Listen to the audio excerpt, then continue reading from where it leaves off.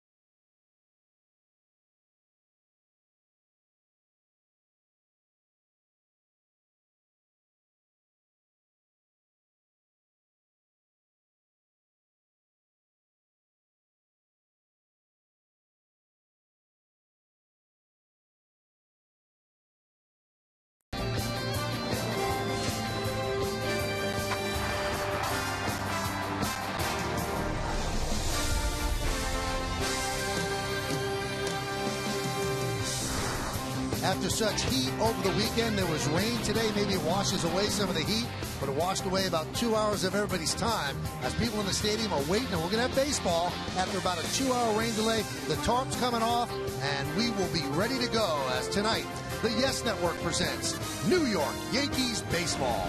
It's the New York Yankees against the Seattle Mariners in the first game of a 3-game set from Yankee Stadium in the Bronx, New York.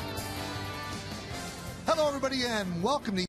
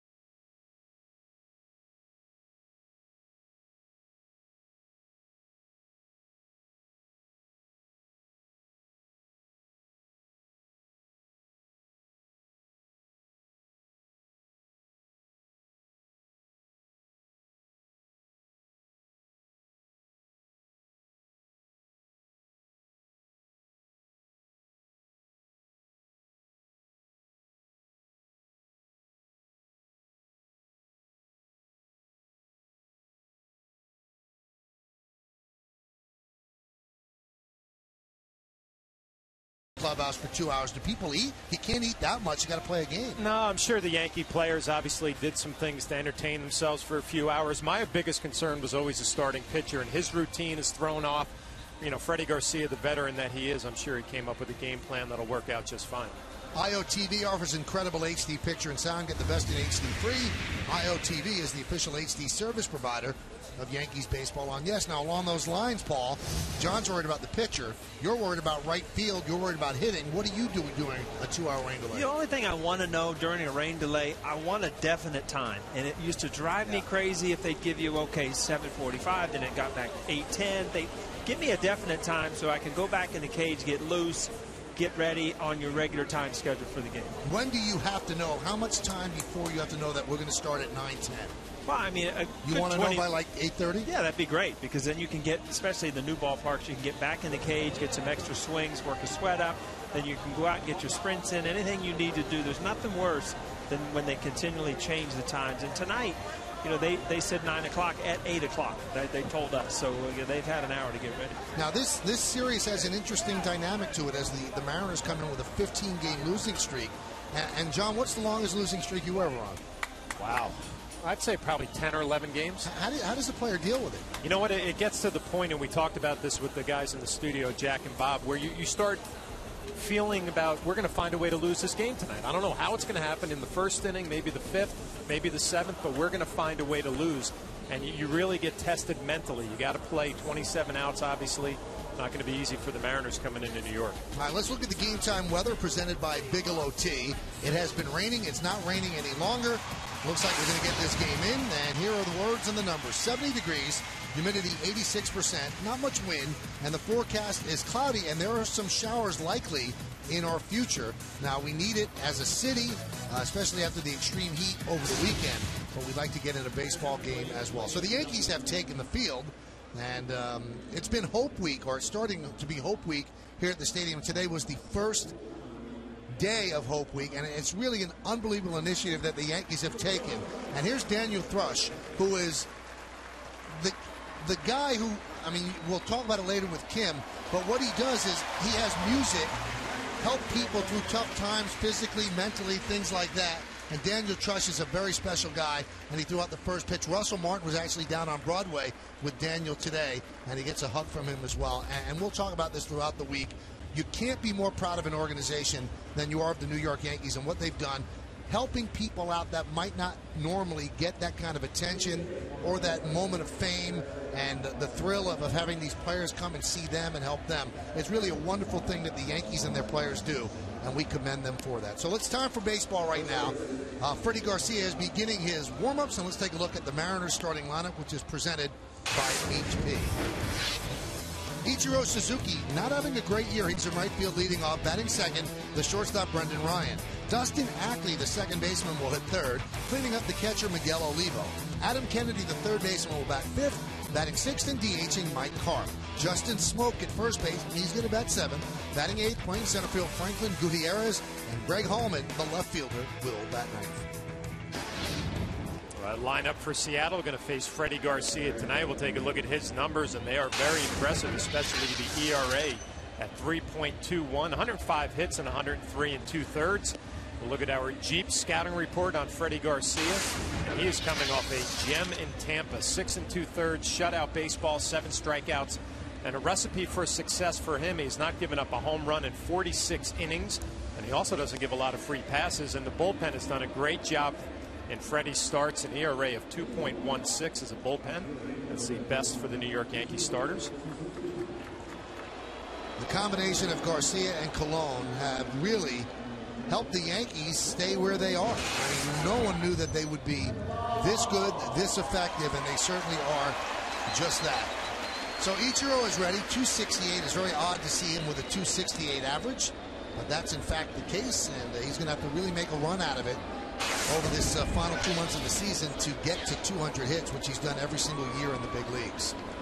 So Ichiro digs in, Garcia is ready, and let's do it here in the Bronx.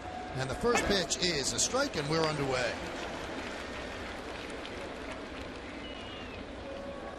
said it, Michael Ichiro. I mean, you just pencil him in 300, 200 hits every year. All of a sudden, it's just like you double take. I mean, has he been injured? No, there's some things that just haven't gone his way. The speed might have been changed a little bit. Some things are changing in his career. 331 in the first years of his career, and then doing that here this year. That's why he's 268, and it went down just a little bit more. Now let's check out the Yankees defense, brought to you by your Mercedes-Benz Tri-State dealer. You've got Gardner in left, Granderson in center, and Andrew Jones in right. Nick Swisher's the DH tonight. Nunez, Jeter, Cano, and Teixeira third and first. Russell Martin behind the plate. And Freddie Garcia is on the mound. The rain delay officially 1 hour and 57 minutes. Here's Brendan Ryan, one of the few bright spots for the Mariners. An 8-game hitting streak he brings in.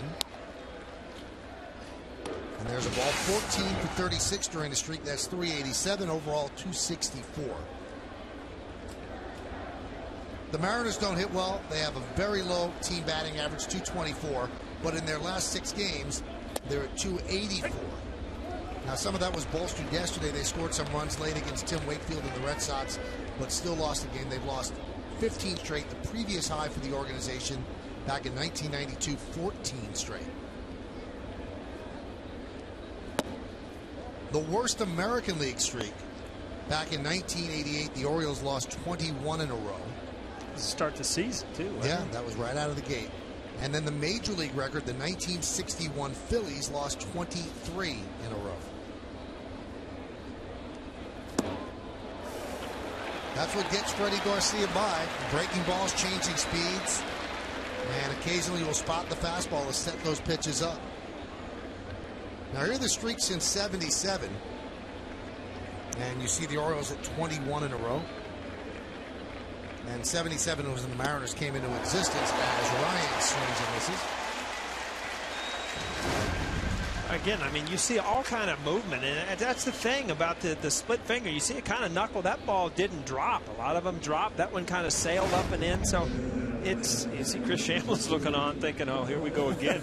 two batters, 2 strikeouts. Former Yankee hitting coach, former Yankee player, and now the batting coach for the Mariners. Here's Dustin Ackley, and he is one of the bright spots for the Mariners, hitting 297.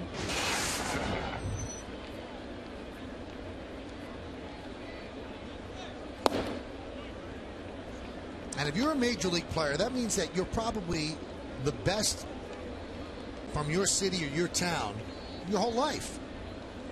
And you probably just look at it as a foreign object. 15 losses in a row, it's hard to take. And that's what the Mariners are dealing with. They're also dealing with going down 1-2-3 against Freddie Garcia. Mariners nothing. And the New York Yankees coming to bat against Jason Vargas.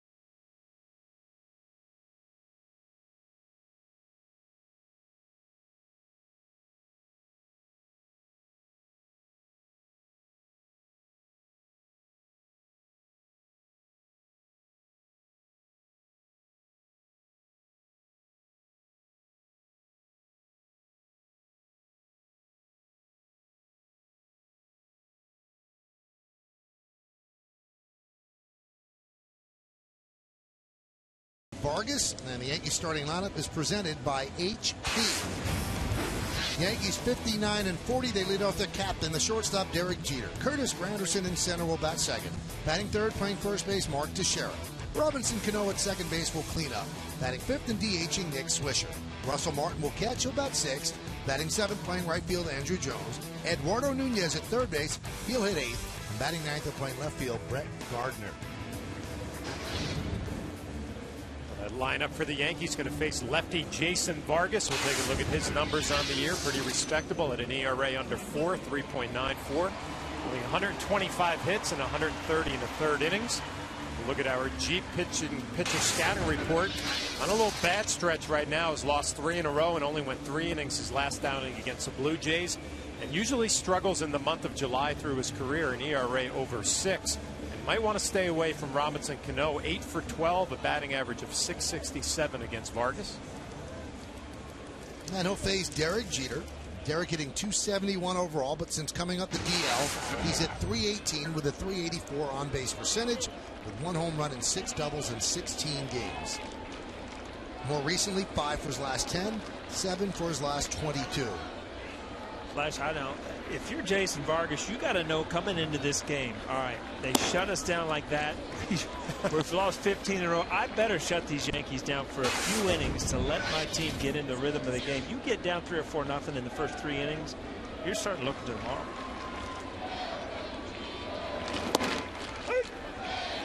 The Mariners, before the 15 losses in a row, were a 500 team, a couple of games out of first place, and they have played themselves out of the race completely. It's strange to lose 15 in a row when you have guys like Felix Hernandez, Pineda, who's an all-star. Fly ball left field. Hallman is there. And there's 1 away. 43 and 43, 2.5 games back. Things are going great under Eric Wedge. Last 15 games, they've lost them all, and now they're 14.5 games back in the AL West. So in 2 weeks, your season is essentially over. I was lucky enough to play with Eric Wedge in the minor leagues and in the big leagues a little bit with the Boston Red Sox, and you see the difference. That's what 15 in a row will do. You start shaving, trying to change things. Saturday night he shaved, didn't work out. And you guys know Eric. I mean, he's an intense guy. He was an intense manager with the Cleveland Indians. He was actually pretty relaxed today. He kind of surprised me. 15 in a row, and he just said, hey, you got to find a way to get through it, and we'll keep working. We're a young team. I'll tell you what, that brings back memories, because we were in L.A. when I was early in my career in Cincinnati. We had lost something 4 or 5 games in a row. Ron Oster, our second baseman, comes into the ballpark bald. I mean, he didn't stay with his mustache. He went bald. I mean, just took it all off. And I'm just thinking to myself as a young player, God, is this what we all got to do if we lose a few games here? And I'm sure that some of the people in the Mariners promotion office were a little shocked that Eric Wedge decided to get rid of the mustache, because they have a marketing campaign and T-shirts and things like that in Seattle. Fear the stash. Well, the stash is gone. Nothing to fear anymore. Foul back. Granderson won for his last 11, but he had a home run off Gio Gonzalez yesterday. It was his 11th home run against a lefty. So 11 of his 27 home runs are against lefties. He has more home runs against left-handed pitchers than any player in the game. In fact, his 11 home runs and 29 RBIs against lefties, that's leading the major leagues in both categories. The last left-handed hitter to do that, Darryl Strawberry for the 1988 Mets.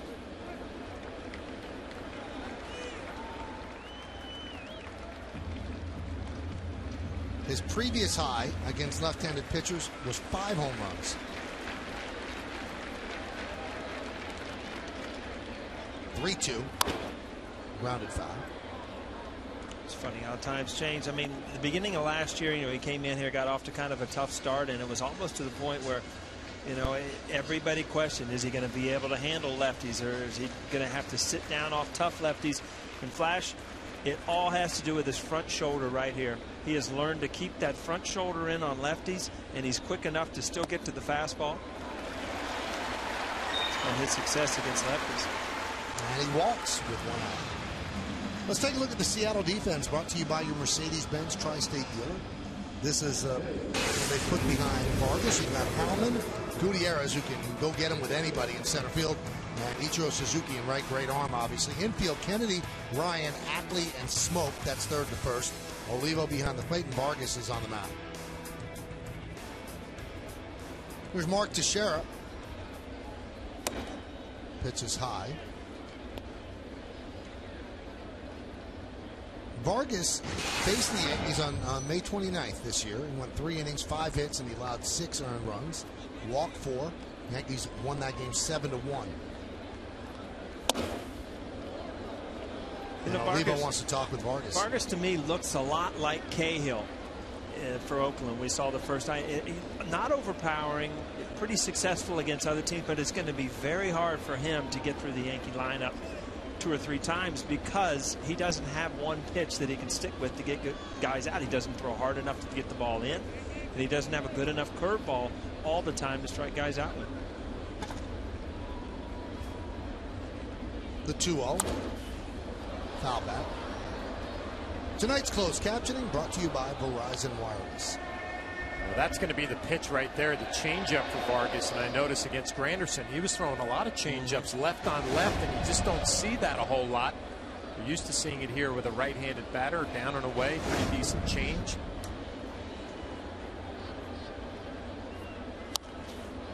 Foul back.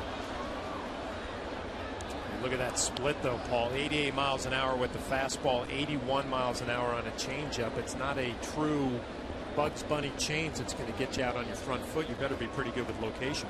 Yeah, it's just, I mean, when you're topping out at 88, 89 as a hitter, you can almost not be scared of that fastball because you know you can get to it. 2-2. Hammered foul.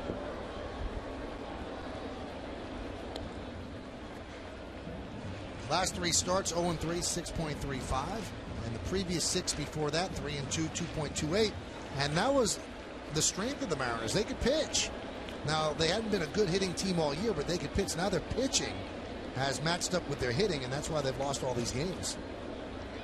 You know, Bob Lorenz asked us what we did during the break, and you said we sat up here and talked. They're throwing stats all over the place. That one is drilled deep to left field. There it goes. A monster blast into the second deck by Mark Teixeira. And the Yankees lead 2-0.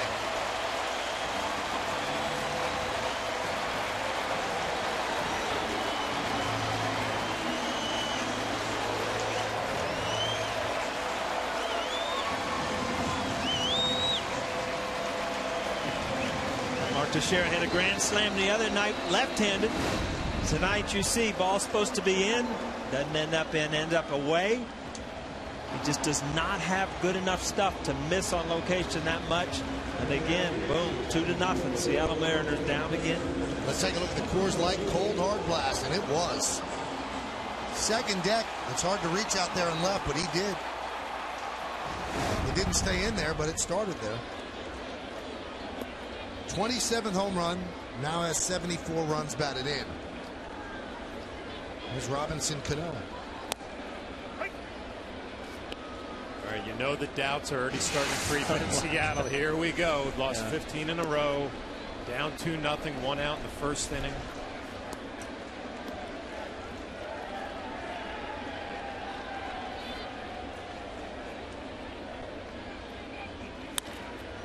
Grounded, foul outside of first. Michael, we've seen some long home runs, and this is the fourth game we've been together in this homestand. Flash, you missed the other day. I don't know if you saw it on replay. Nick Swisher.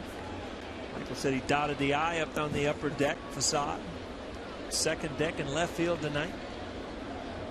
Warm weather. It's cooled off a little bit, but that warm weather, boy, oh, it really carries.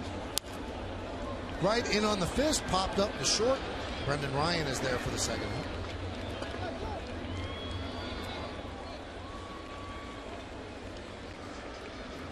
Vargas makes a good pitch there. Robbie Cano got behind in the count, 2 strikes. And as a left-hander, you obviously have to cover away.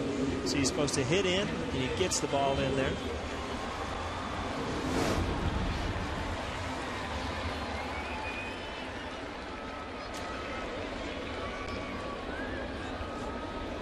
Here's Nick Swisher.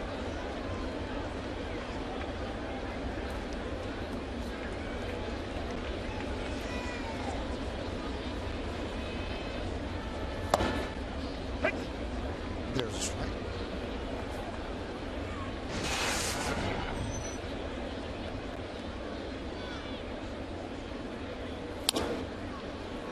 Grounded, just foul.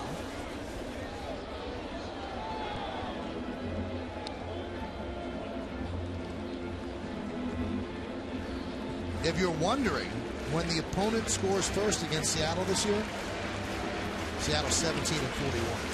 Is that real good? That's not good. The 0-2.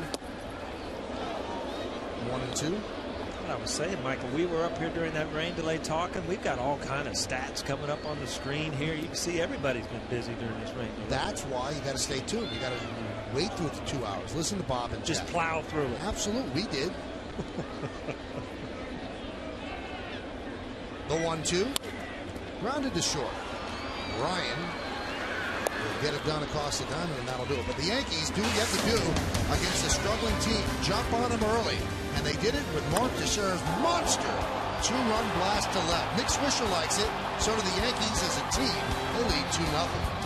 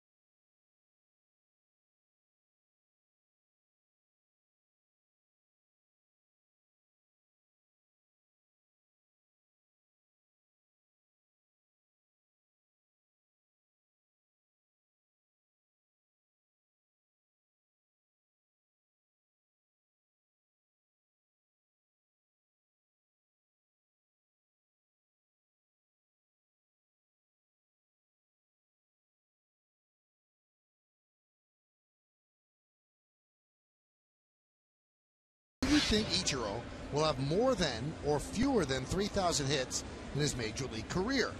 You can text your vote to 58772. Standard text messaging rates apply. 1, you think he's going to have more than 3,000. 2, fewer.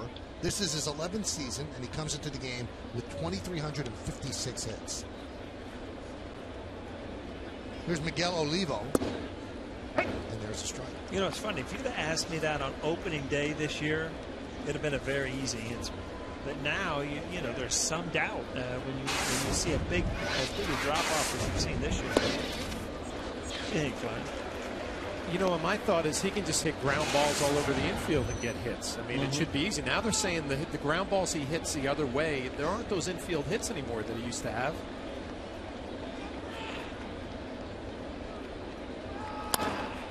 Grounded to third, Nunez. And there's one away.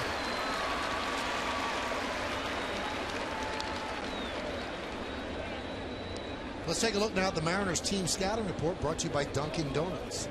Well, we've talked about it, record breakers all night. This is they're 0-15, the franchise record in their last 15 games. They're hitting some homers, though.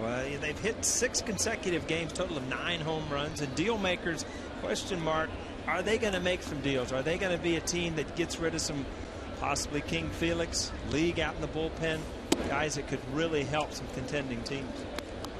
League is a guy that I would be intrigued by. You know, he's got a great power arm at the end of the bullpen. Closing games for the Mariners, probably go somewhere to set up. Good addition to any bullpen.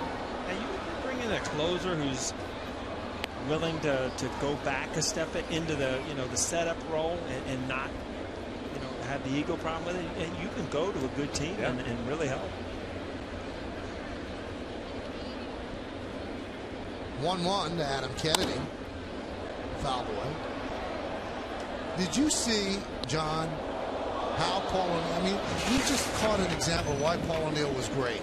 Yeah. Because he's doing the Dunkin' Donuts scouting report. Flustered. Go ahead. Go ahead with your story. I'm grabbing stuff here. I'm trying to get notes together. I knocked his phone over. Never skipped a beat. No, Did you see that? Kept talking. I was worried about my razor was going overboard or something. And that's an antique, too. You can't replace that. The last cell phone made that actually accepts coins. I know one thing, Flash, we've been talking about it the last couple of days. I tried to send Michael a picture, but my phone won't do that. So I had to use my daughter's phone at dinner the other night to send a picture, and then I texted him afterwards, so we got a two-part thing, and I got him in trouble at the movie theater. Lady says, you're disturbing me looking at that during the movie. You should have the phone That off. sounds like a Seinfeld They tell you to episode. turn the phones off. Well, the ringer was off. And she's enjoying some texting. The 2-2. Grounded left side. Backhanded by Jeter. Off balance throw to first. Oh my gosh, I'll tell you right now, this is the second time I think we're going to see a replay, Michael. Derek Jeter got the benefit of the doubt against Oakland. I think he got another one here. Let's see. Ooh, I think you might be right.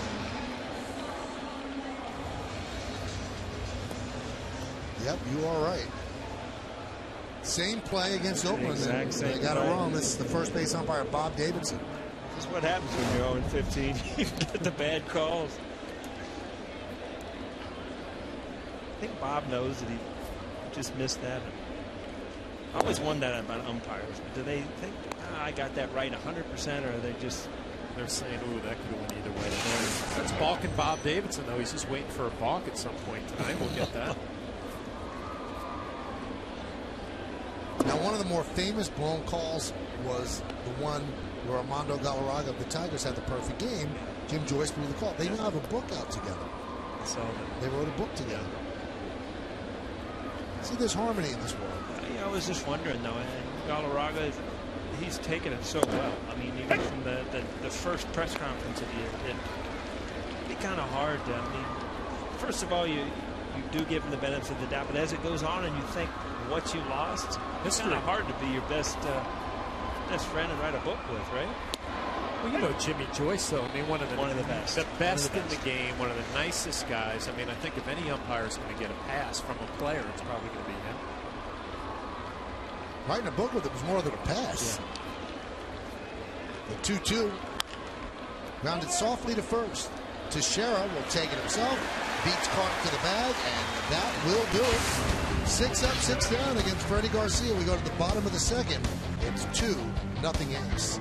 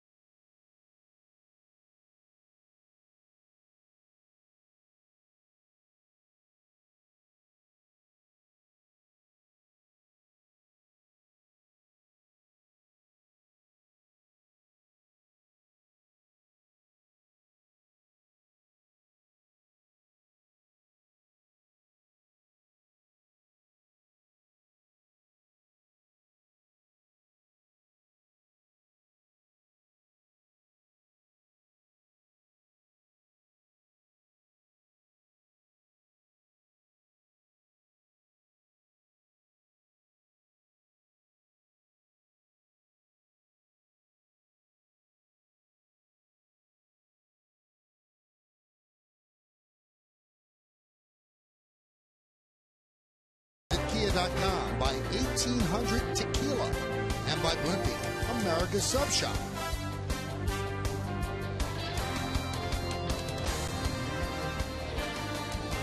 We go to the bottom of the second inning. Mark Teixeira's 2-run home run in the first has given the Yankees a 2-0 lead. Here is Russell Martin.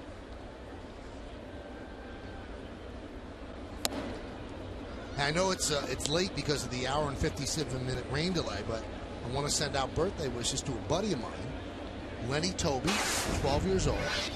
Little Lenny, because his dad is the guy who runs everything outside, one of the great New York policemen that are outside Yankee Stadium, and little Lenny's been up in the booth, and today's his 12th birthday. And happy birthday, buddy. When you were 12? That's a big one. 12. Yeah, because you're still in Little League. Yeah. That's a great time of life right there. Swing and a miss. Count 2-1.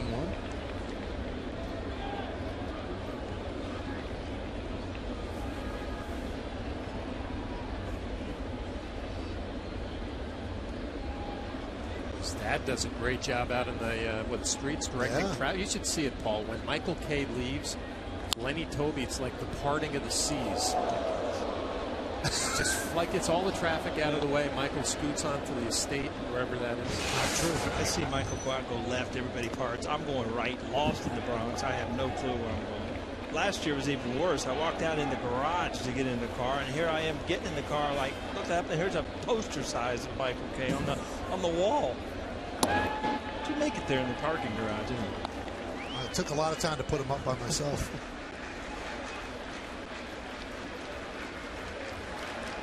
Those posters are for the radio show you like. Gets me caught up to date between Westchester and I. By the time I leave my hotel from Westchester to get to the ballpark, I feel I know everything in sports. 1050 ESPN, 3 to 7. Monday through Friday. 3 to 7? Yeah. Is that the time? 3 to 7. Here's the 3-2. Dribbled slowly to third. Right there is Kennedy. Low throw, and Smoke picks it out for the first out. Well, Adam Kennedy, a natural second baseman from the old days in Anaheim. Moved over to third base. A new young prospect up playing second base.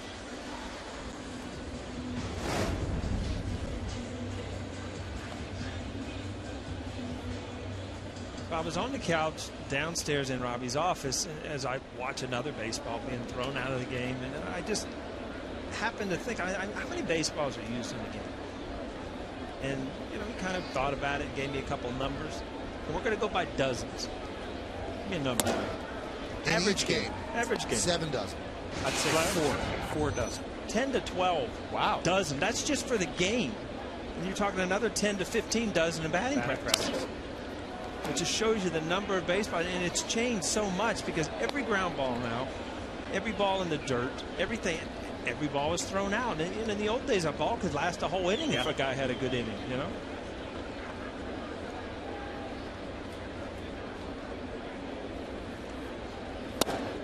Nice kind of effort he puts into this, John. You know, it's good stuff. Looking back, I had the let's see, Andrew Jones swinging that well, hit a home run the other day. I had the longest talk with Mariano probably since I played.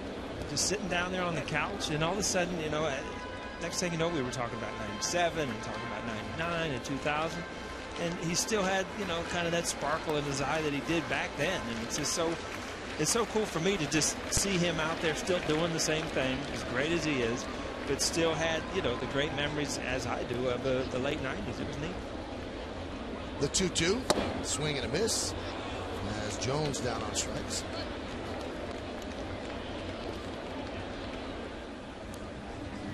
So 2 down. That's going to bring up Eduardo Nunez.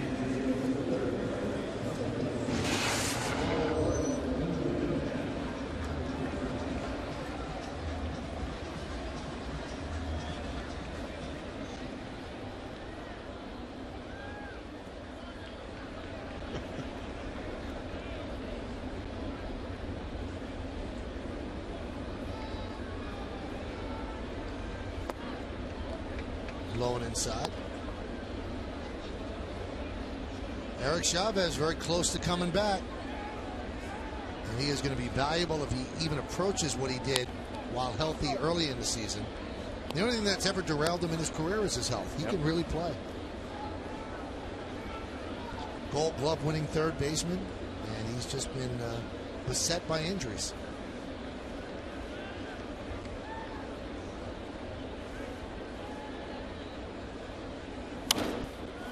Fouled away. Well, obviously, with Alex on the disabled list, I mean, it'd be a welcome return and get out there and play a little third base. But I'm sure Joe Girardi's going to have to be careful. I mean, a guy who hasn't played a full season in years, you know, you can't just throw him back out there at third base and play him every day. High fly ball. right center. Gutierrez is there, and he's going to put it away as the Yankees are retired in order. 1, 2, 3. We're going to go to the third here at the stadium. Yankees lead Seattle 2-0 right here on Yes.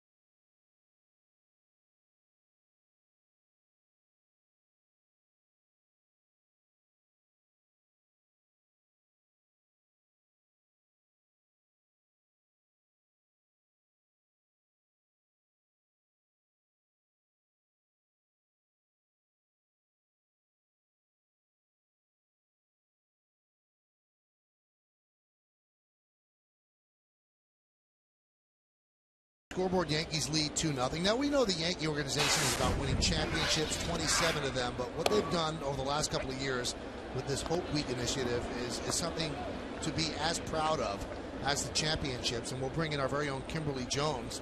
Hope Week, the Yankees go out into the community and honor people that have gone above and beyond. And who is today's Hope Week honoree, Kim? Well, Michael, it's off to a rousing start. Today's honoree, Daniel Trush, who's 27 years old and is truly a survivor. When he was 12, he had 5 undiagnosed aneurysms in his brain, 1 burst, resulting in a 30-day coma and a hospital stay of nearly a year. While doctors weren't optimistic, his family was hearing nothing of it. His parents, Ken and Nancy, were committed to helping their son not only survive, but thrive, and they did so with music. Ken sang to his son every single day. A bedside stereo played tunes meant to inspire and to heal, and indeed, he has made a remarkable recovery. Daniel Trush is committed to music even now. He knows how important it can be in one's life. All right, let's talk about, as you saw Justin Smoke just double to open up the inning. Let's talk about today's event. Where was it and what happened? Well, 5 years ago, Daniel and his family founded Daniel's Foundation, Music Foundation, and the intent is to help others learn that music can inspire. Today it certainly did.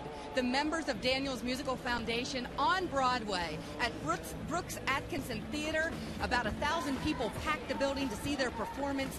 Yankees Nick Swisher, Chris Dickerson, Francisco Cervelli, and Russell Martin took part, and it was a great time had by all. Susan Waldman was the MC of the event, and she told Russell Martin, "You're spending a little bit of your time here today. These folks will remember this forever." Daniel told me that the presentation and the performance of his song, Daniel's Thank You Song, was most meaningful to him. There was also a performance of the Backstreet Boys' Larger Than Life. Swisher and Cervelli took part, and Martin says that Cervelli can carry a tune, and Swisher was very comfortable with the Backstreet Boys choreography, but all proof that everyone there to have a good time and to support these people, some of whom are blind, some are afflicted with paralysis or cerebral palsy, some have Down syndrome, but they were all there to listen to music and be inspired by it, and by all accounts, everyone was.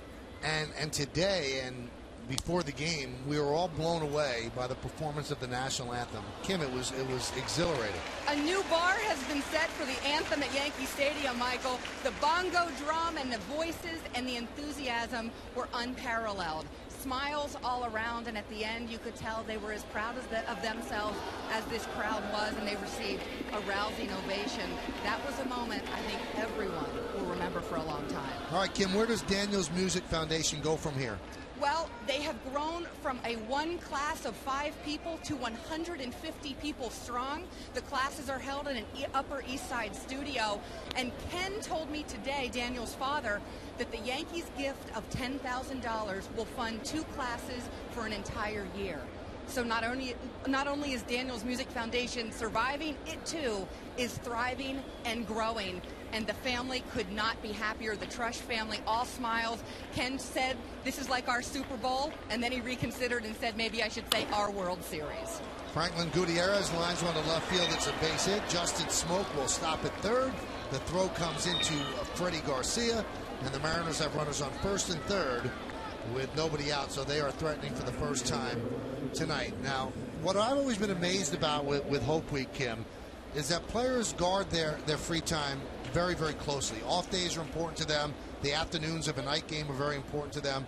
But none of them would rather do anything else other than to do this. And this has happened for the last 2 years. And you mentioned today, Martin, Swisher, Cervelli, Dickerson, they go there. They're not prodded by the Yankees. They want to take part in this. Well, and in Martin and Dickerson, Michael, you have 2 men taking part in Hope Week for the first time.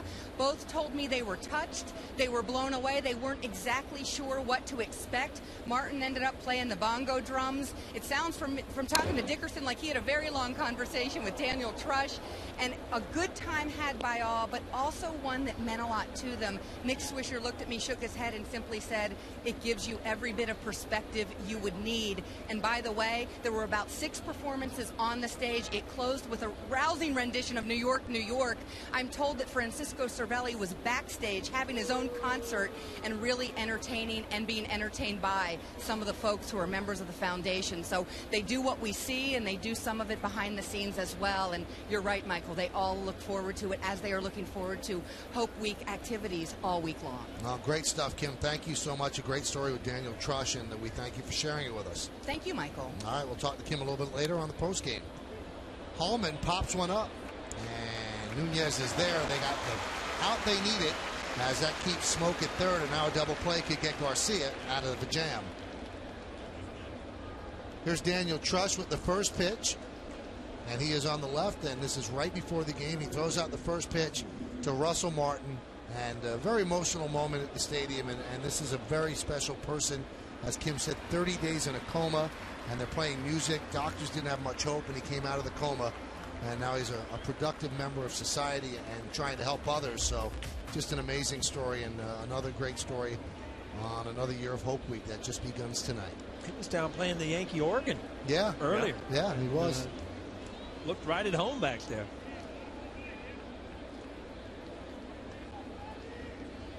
Runners on the corners, 1 man out. Here's Suzuki. Top of the third inning, Yankees lead 2-0. Pitch outside. Justin Smoke double to right center to open the inning. Then Gutierrez, who's really been struggling, hitting 192, single to left.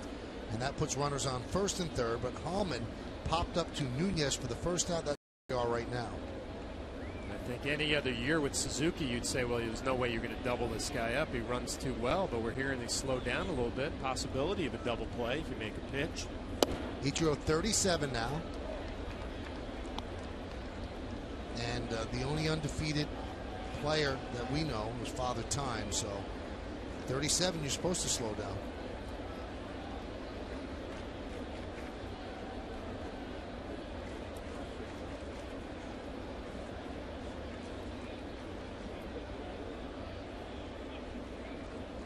The 2-0. Lofted into center field deep. Going back is Granderson. He'll make the play. Tagging is Smoke. He will score. It's a sac fly for Ichiro. And the Mariners are on the board. Yankees lead 2-1.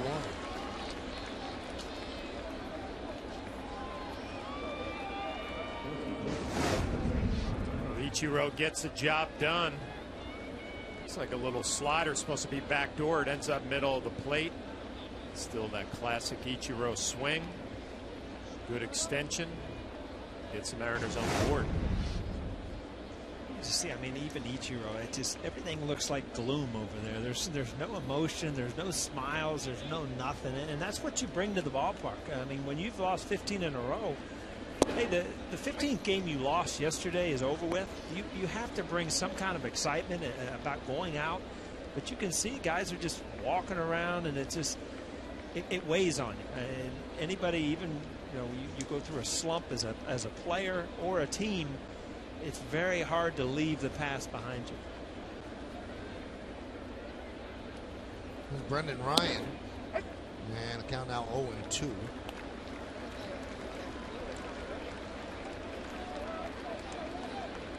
Ryan struck out in the first game. Ryan's kept his status. You see that, Mike? It's like the 1970s version. Yep.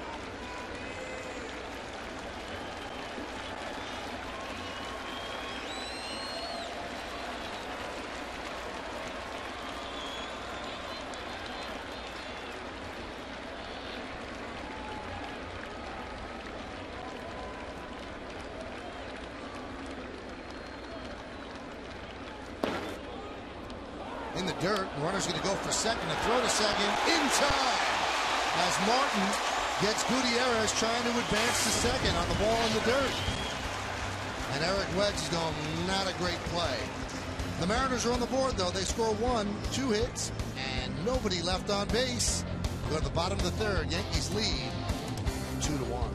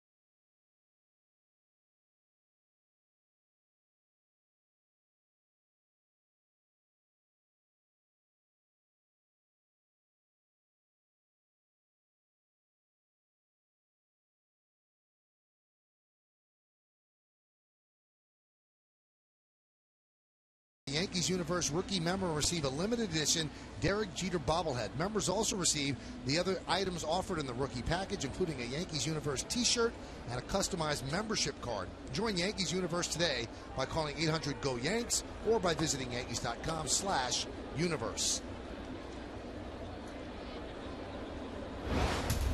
Now, that final out of the top of the third, you see the Lincoln scoreboard 2-1 Yanks, is not considered or scored a caught stealing.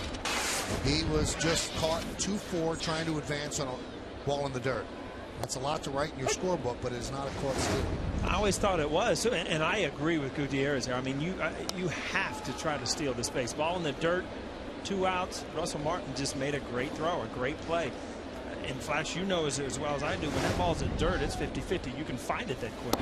It's a great base running attempt right there, because I don't think people realize how hard of a play it is to block a baseball, regroup, and make an accurate throw to second base. Usually you see that ball sail wide a little bit. A nice pick by Robinson Cano. Like, was that a rule change? Because I always thought that was called stealing. No, it's always been that way. It's always been that way. Popped up. Ryan is there. Now, what's interesting is if you see the ball in the dirt and Brendan Ryan's at the plate, Brendan Ryan is not telling Gutierrez to go because he knows the ball didn't roll that far away. So both of you guys are saying it's a good base running maneuver, but Ryan didn't wave him over. No, I mean, as you're leading off from first base, you're trying to read the pitch, and when you see a slow going into the dirt, you go. Because the catcher still has to block it, find it, pick it up, I mean, I'm going right there. I mean, Watch it just so Ryan. happens He's holding him up. that ball just bounced right there. 9 out of 10 times it's going to roll away a little bit. Or, as Flash said, you don't make a good throw. Throw's going to be off a little bit.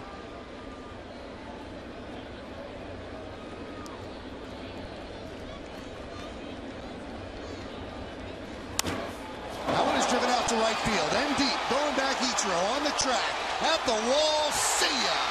Home run, Derek Jeter. Yankees lead 3-1.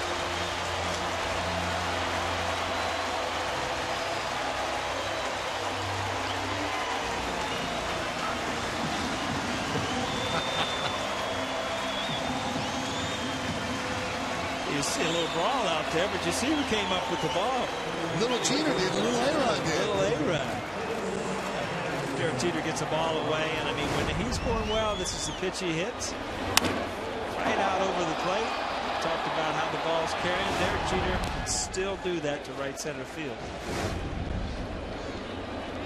Good sound to it, huh? Yeah.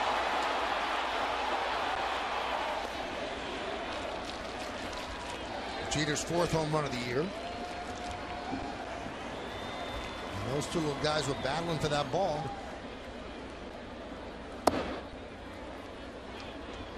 Count 2-1. 30th ribby for Jeter. That one is drilled to right field. That's going to be a base hit, and it's going to bounce up against the wall as Granderson gets himself a double.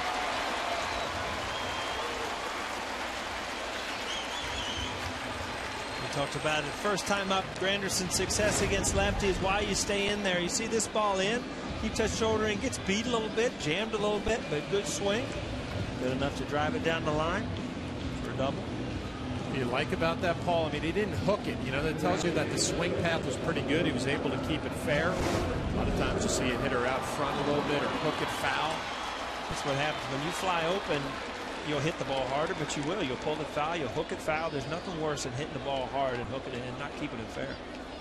Here's Mark Teixeira, 2-run home run, his first time up, his 27th of the year. High fly ball, left field.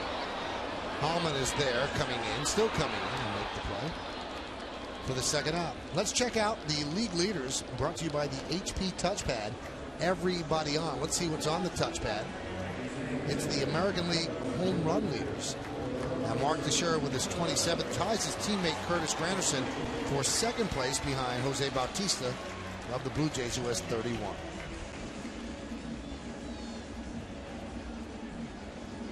Now Granderson scored on Teixeira's home run in the first inning. That was his league leading, major league leading, 89th run. And the next closest player is Jose Bautista, and he has 76 runs entering tonight.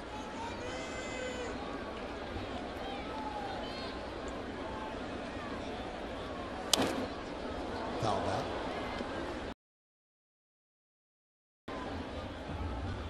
That is a comfortable lead right there. And Robinson Cano can get him in, and it's 90. Nice even number.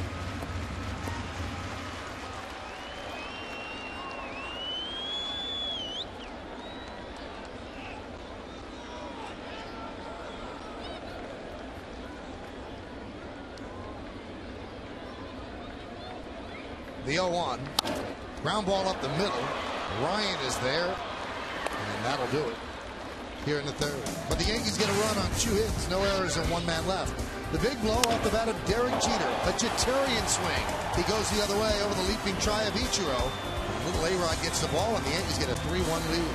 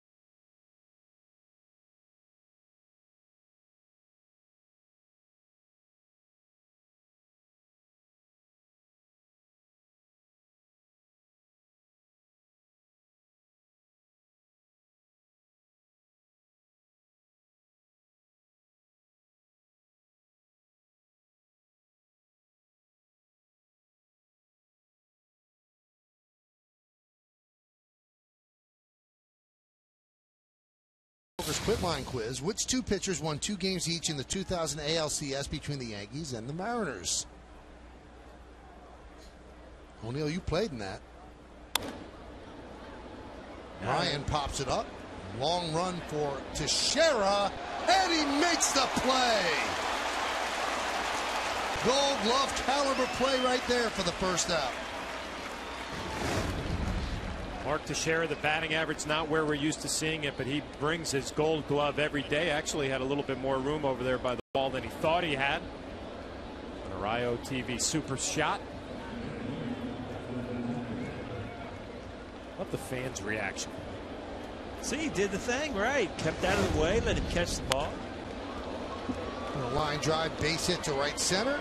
Diving stop by Andrew Jones, but Atley's going for 2, and he'll make it. Talk to Seattle people. This is the one guy that they like to talk about. Things he's doing at the plate. There's not too much they want to talk about these days, but there's a couple bright spots. You know, he gets called up and spends about 3 or 4 days down on the lineup, and then immediately right into the number 3 spot in the lineup, and he has done nothing but lay out line drives since he's been here.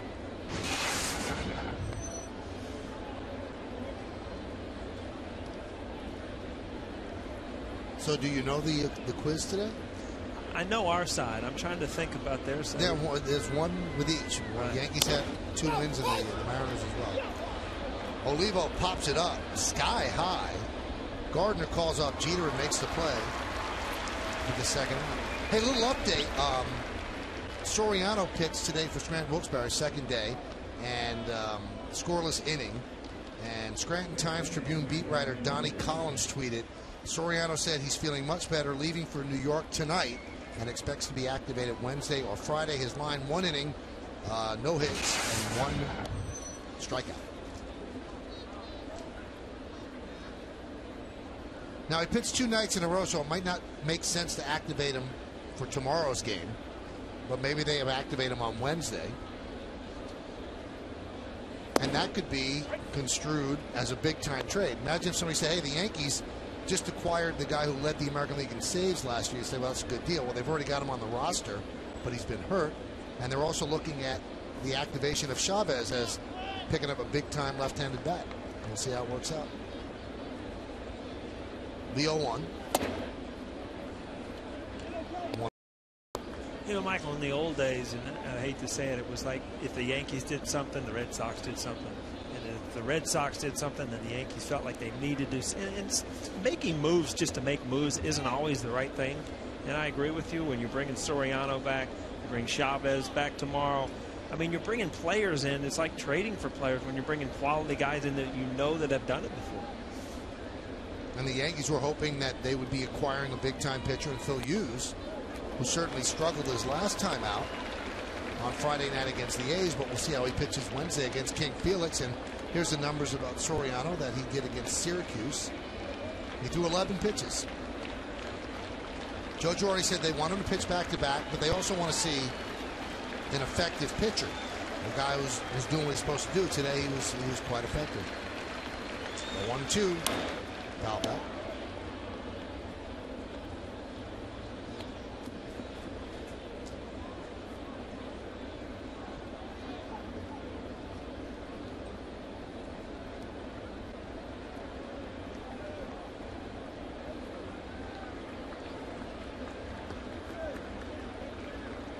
Runner at second, 2 outs. Yankees lead 3-1. We're in the top of the 4th.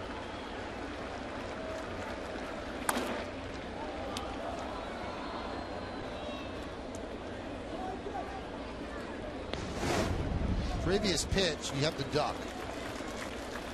Right at you. Wow. Right off your couch.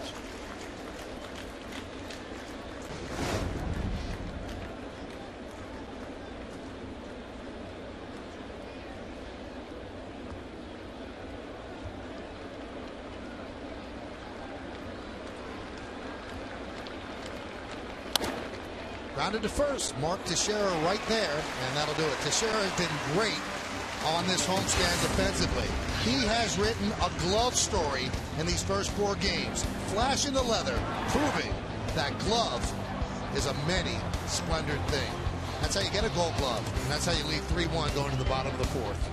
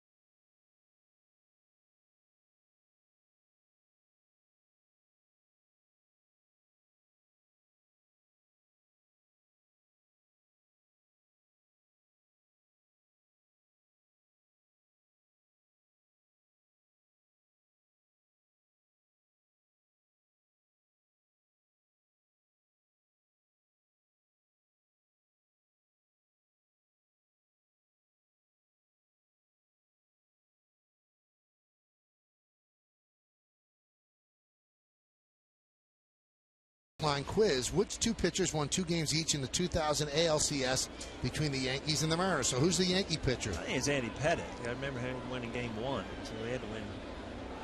Like I said, it wasn't Andy Pettitte. I figured it was Freddie Garcia because he was pitching tonight. Duque. Here's Nick Swisher.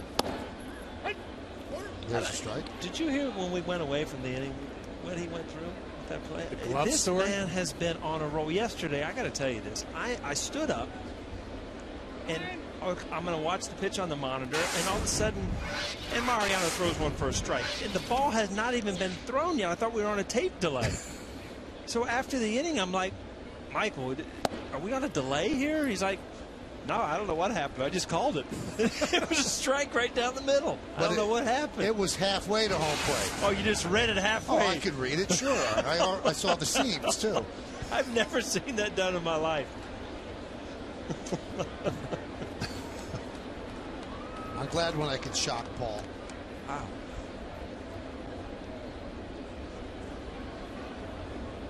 Here's the 0-2 to Swisher. Pitch outside. I was thinking, like, man, I better not comment what's on the monitor because I'm like 5 seconds behind.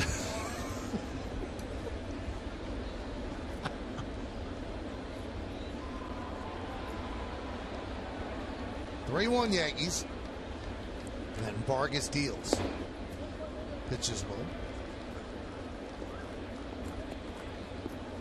Mariano had to work hard yesterday, huh? 4-out save. You know, I said it many times, and he's not used to being in that situation. He gave up 3 or 4 hits. They weren't hard. One ball was hit hard. Most of them were jam shots. But, you know, on the couch today, with Mo and I were on the couch, that would bring me in there, Flash. He said every once in a while, you know, you're good. Sometimes you got to get lucky. The ball wasn't hit hard. It ended up being a double play. That ball could fall in on given days. So, yeah, you know, Mariano is such on even keel. He understands the game so well. Wait a minute, Paul. He said that double play ball wasn't hit hard? No, that ball was jammed. Oh, that one was hit. Yeah, the other ones. There was a couple balls that Matsui got jammed, and then the ball that was hit, the double play, that wasn't hit on the barrel. That ball was a jam shot. Really? Yeah. The ball that hit hard was to left field, right-hander earlier in the inning. But then Matsui got a broken bat hit. We go through the whole inning, Michael. Is that what you're trying to do? No, not at all, because I thought that ball was hit hard. All right, we'll take a look. And we'll let John be exactly. the now we got tiebreaker. somebody. We need the sound. I remember this yesterday because that was the one inning of the game that I watched. That was my research getting ready for today. A little prep, right? Yeah, a little prep work. That's all it takes when you're in Flash's booth. Oh, he could not handle it. Kennedy couldn't. Off his glove, so Russell Martin reaches. He'll make the turn and head back to first. We'll see how they score it. Ball was hit hard and ate him up. All right, here's the last out. And let's listen, and then, John, you tell us if it's hit hard.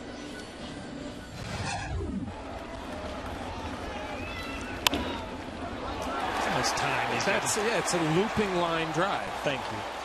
All right. I mean, Mark Teixeira had a little hesitation there. I stand corrected. It's a line drive. I thought it was hit much harder. You're right, Paul. Mariano was right. Thank you. Well, Mariano says it, then it's true. That's right. You never question that guy. That scored an E5 as Martin reaches. Here's Andrew Jones. What else was said on this couch? This is a big-time discussion, you and Mo. It was a long discussion because there was no batting practice. Like I said, we were all the way back into 1996. I mean, we went through all the years. Did he tell you his favorite moment? He did tell me that he enjoyed a few years better than others, but I'm not getting into it. Oh, great. A little secret. What stays in the clubhouse or says in the club stays there still, Michael. All right. Count 0-2. Swing and a miss by Jones.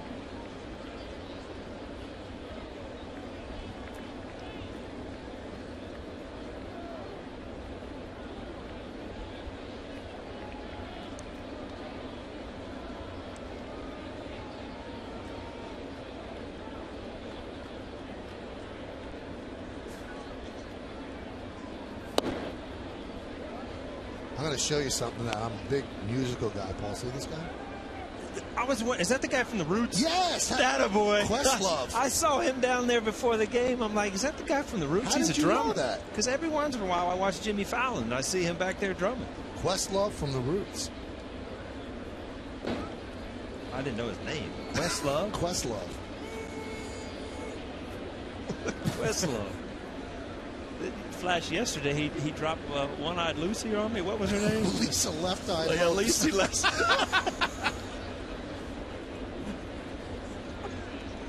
Because Andrew Jones only had one black strip on his eye. Slow roller. Do they make the play at first? No, they don't. And Vargas said he got to the bag. And he's talking things over with Bob Davidson, but everybody's safe. Here comes Eric Wedge. This play looked like trouble right from the get-go, and you're seeing here a little defensive problems for the Mariners in the inning.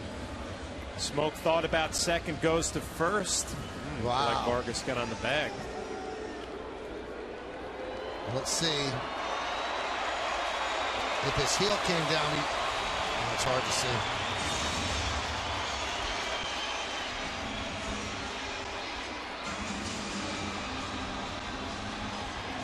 That's not hard to see. He's out. Great replay. So Bob has missed 2 at first base so far. No, every once in a while you get off to a tough night. You're 0 for 2, but you got to get a couple more shots at it. That was a hard call, though. Oh, it's a bang call. That one wasn't as obvious as the first one, obviously.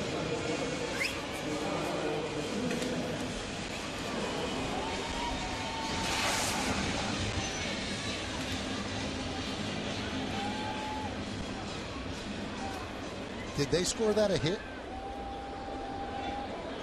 I assume it's got to be a hit, right? It could be it.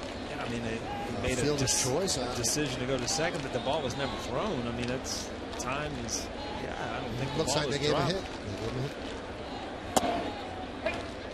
You know, you guys know I played on some bad teams in Tampa, and I'm having like some flashbacks now because these extra outs that you give a good club. I mean, you're always out on the field saying there's no way we're going to be able to get through this inning. After there should be out of the inning right now, Vargas.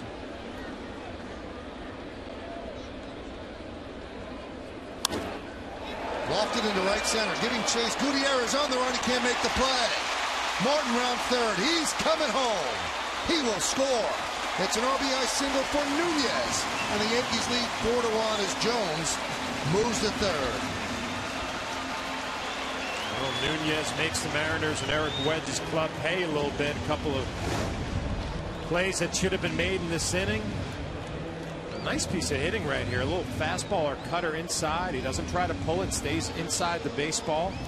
The only question with Gutierrez at center fielder, the Gold Glover from last year, would he be able to cover the ground and make the play? He could not, and it's a base hit and RBI. A great read by Martin off the second base, kind of went halfway. Was able to score after the little bobble.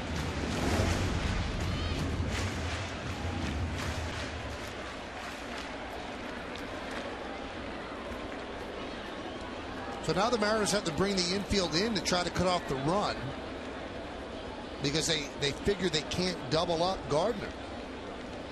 Otherwise, you just play for the double play. Pitch outside.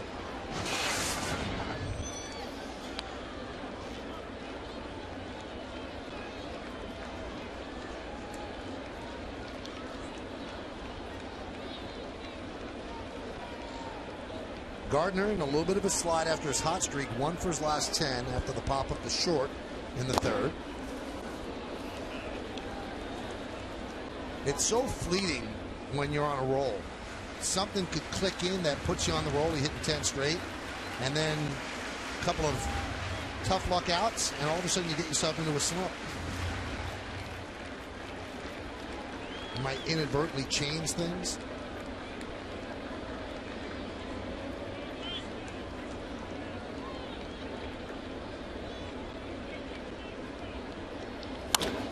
Grounded past the diving Smoke and into right field. Scoring is Jones. Nunez is going to go to third. It's an RBI single for Gardner, and the Yankees lead 5-1. Brett Gardner, these nights where he's able to get out against a lefty and really try to show Joe Girardi that he can play against lefties. We talked about Vargas. I mean, with his fastball, he has to pretty much be perfect, trying to get this ball in. Brett Gardner quick enough to drill it to right field. Just out of the reach.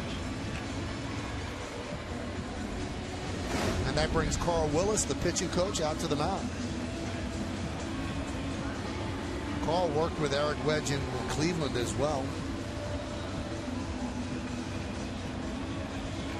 Just imagine that talk out there right now, and about every third word you can't understand because Carl Willis's accent from the Carolinas is so thick. One of the nicest guys I've ever played with. He has got the thickest accent.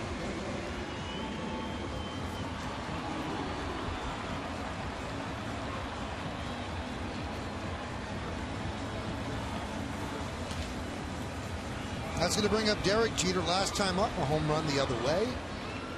His 4th home run of the year, his 30th run batted in. Derek has the average up to 273.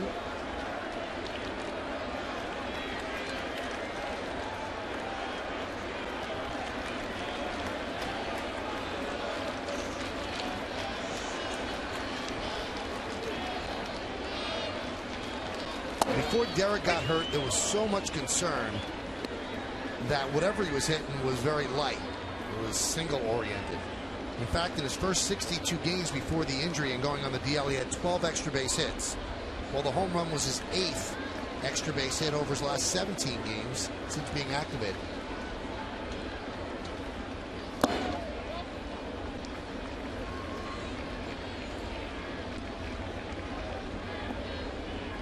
Great situation right here for Derek Jeter, looking at Robbie Thompson, third base coach, for a sign. Speed on the bases. Gardner and Nunez first and third. Infield playing about halfway up the middle.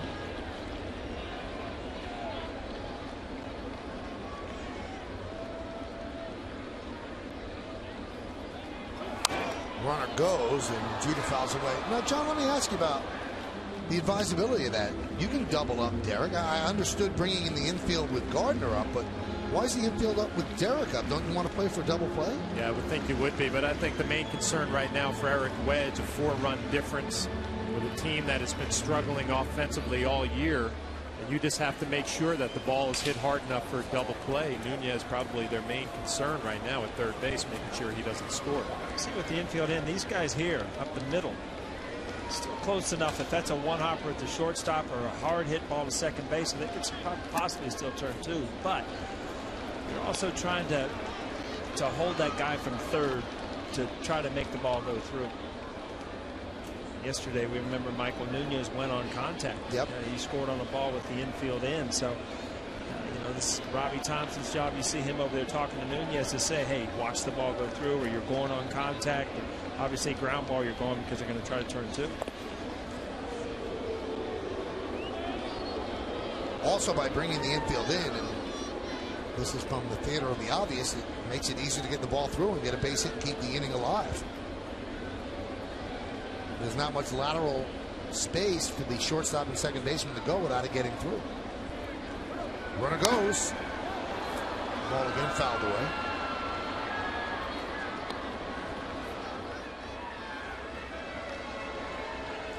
If you just joined us, the reason it's only the bottom of the fourth inning at this time of night is because there's an hour and 57-minute rain delay at the start. And if you've been with us the whole time, we thank you for that.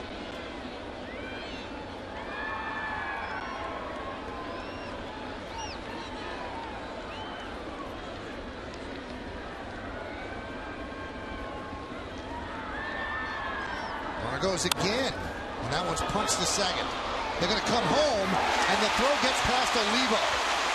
Nunez will score. Gardner moves to third. Jeter goes to second. Yankees lead 6-1, and the Mariners are unraveling defensively. Yeah, I mean, obviously it's a bad decision, but I think Nunez is going on contact there. And I still think that, you know, you've got to take the out, obviously. Derek Jeter puts the ball in play. It's good to get Gardner in motion. But these are the things that happen. There's just no way when you move to your left as a second baseman, this ball actually hit the bat. Wow.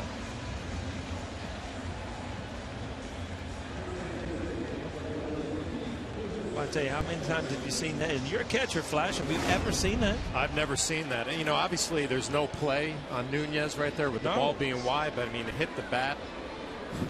Now you have Derek at second.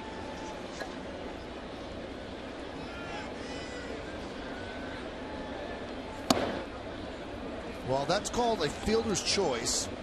There's an E4 on the throw, but Derek does get an RBI. And the E4 allows the other runners to move up.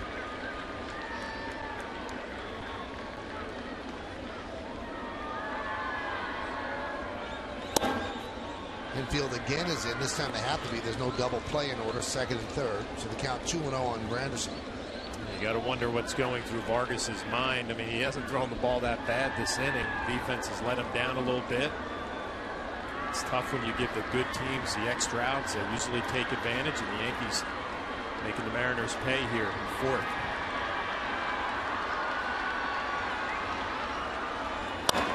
That one is driven out to center field. Gutierrez is there.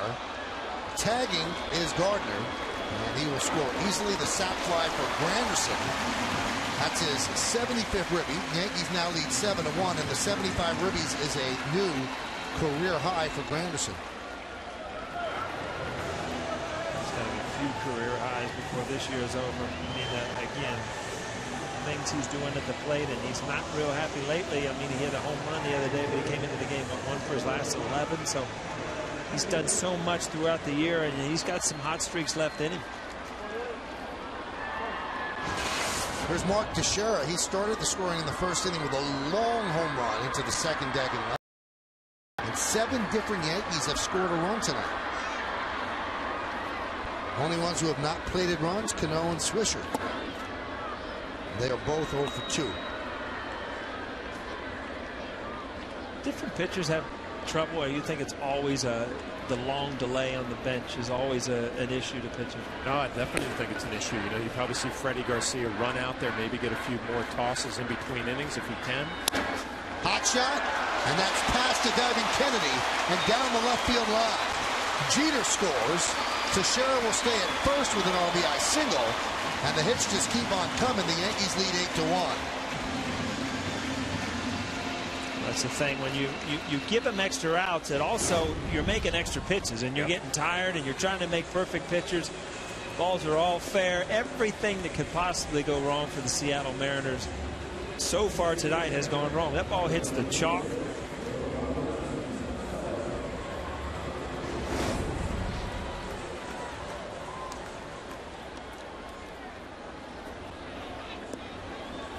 Here's Robinson Cano as Vargas is set to throw his 30th pitch of the inning.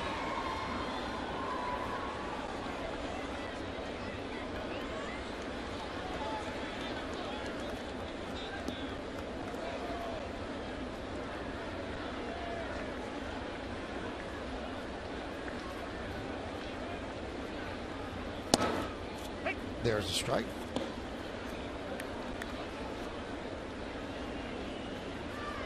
Cano popped to short and grounded to short.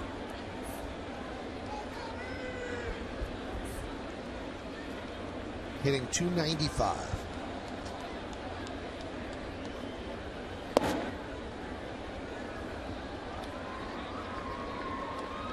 Freddie Garcia trying to stay loose.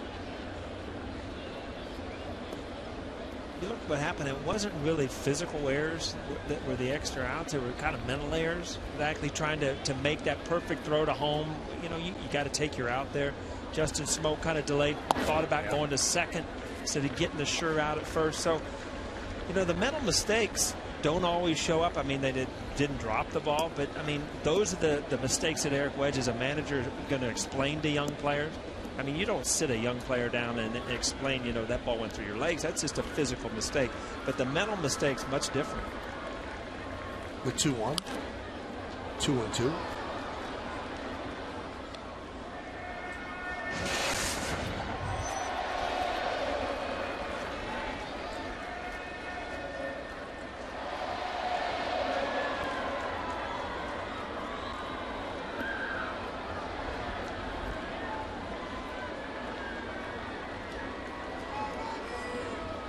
Vargas 83 pitches, 2 outs into the fourth. The 2-2. Grounded up the middle. Ackley is there. And the throw in the dirt, but scooped up by Smoke, and that will do it.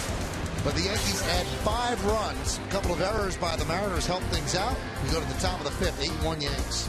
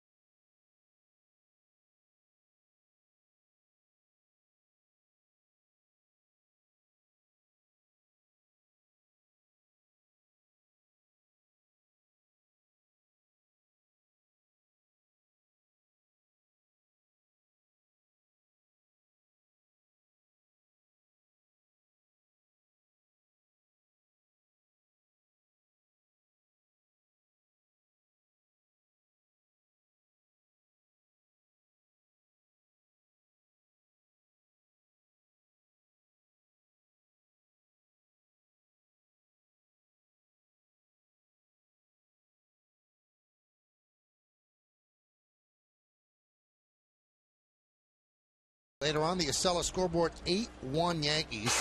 So the Yankees scored 5 runs in the fourth inning. 4 of them were unearned, not earned. And you see a Mariner team that seems lost out there, just absolutely lost. And has to be very frustrating for a guy like Eric Wedge.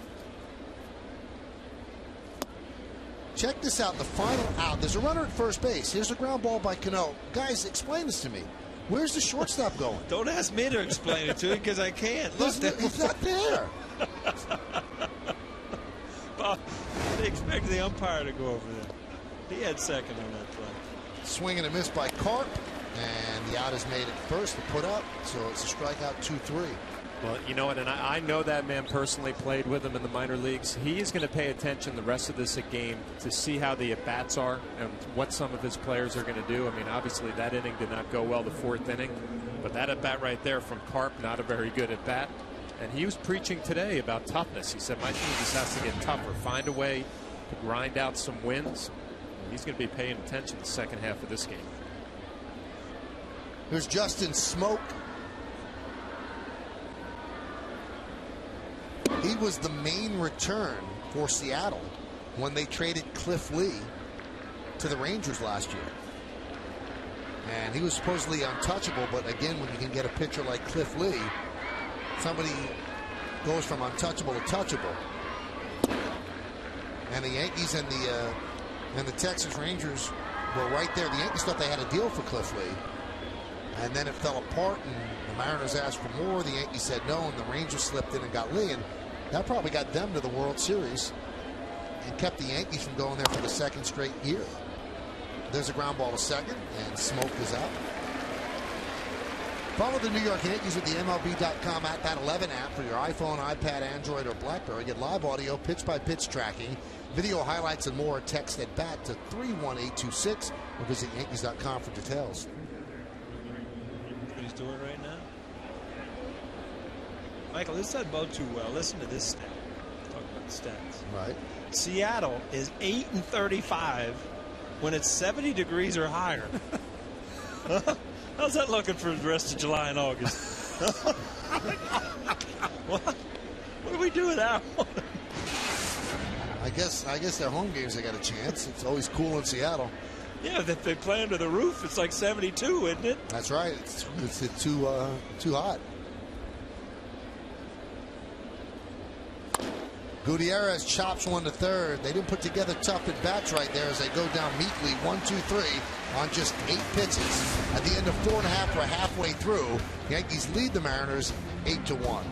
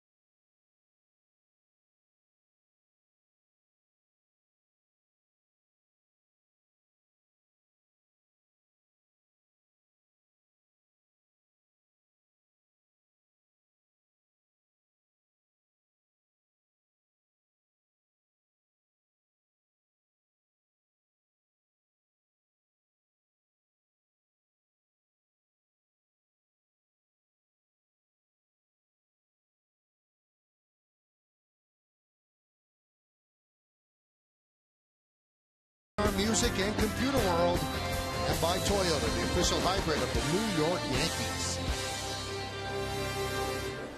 Well, we go to the bottom of the 5th inning. The Yankees batted around in the 4th and kind of blew this game open. The Acela scoreboard shows the Yankees up 8-1, 8-7-0, leading 1-3-2. And there's a new pitcher for Seattle. It's Chris Ray. He used to be the closer for the Orioles.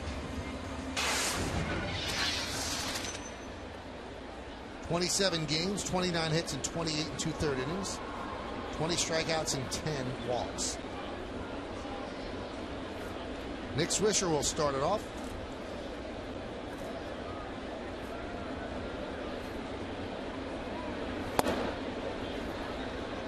count 1-0. Nick is grounded to short and struck out.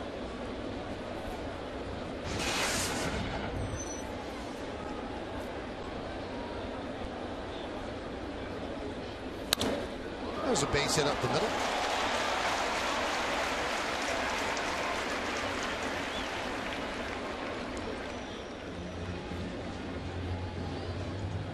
Nick Swisher been swinging the bat pretty well as of late.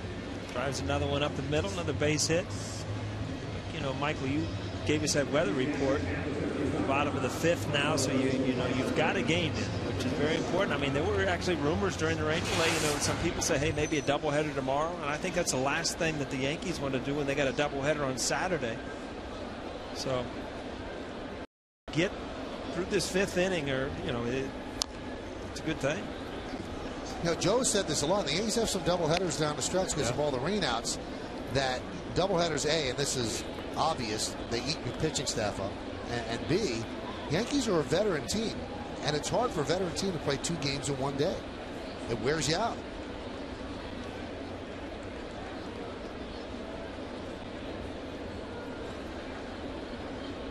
The 0-1.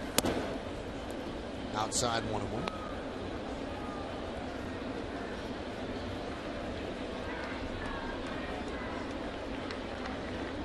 Paul, I'm sitting here and watching these at bats. What, in the Mariners, 8 pitches, 3 outs in the 5th inning. Just kind of, you hate to say they gave away at bats, but you've talked about this before.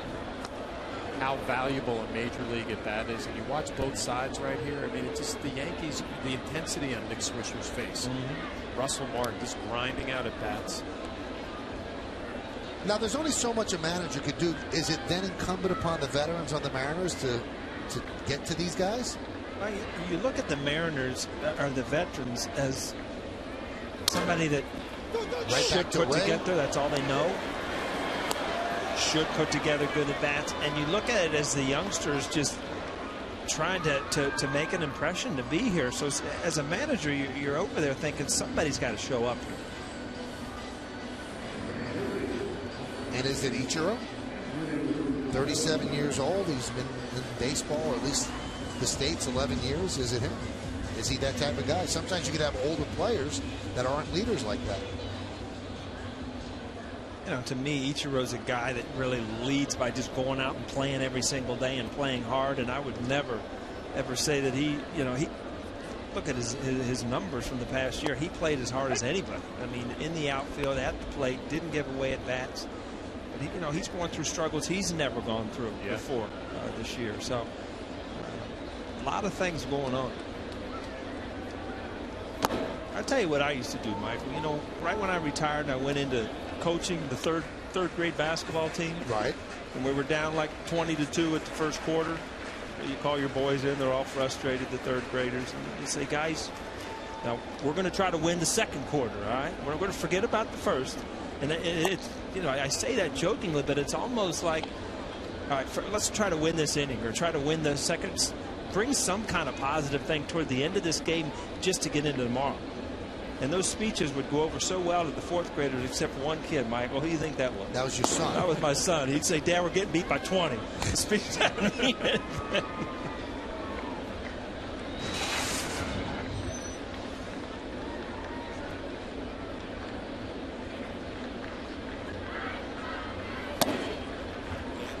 And Andrew Jones works a walk.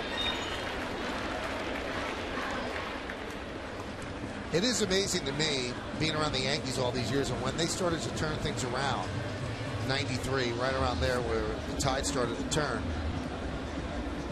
And the players change, the managers have changed, but they never give away at bats, no matter what the situation is. If they're blowing somebody out or getting blown out, every at bat, they treat it like you did, Paul, like it was gold.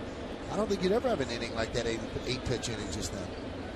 Yeah, those pitches, I mean, it makes it so easy. I mean, you got to be looking back at your catching days. It makes it so easy on the pitcher to have a couple of those quick innings, 7-8 pitches. Before you know it, you know, you're back in the dugout.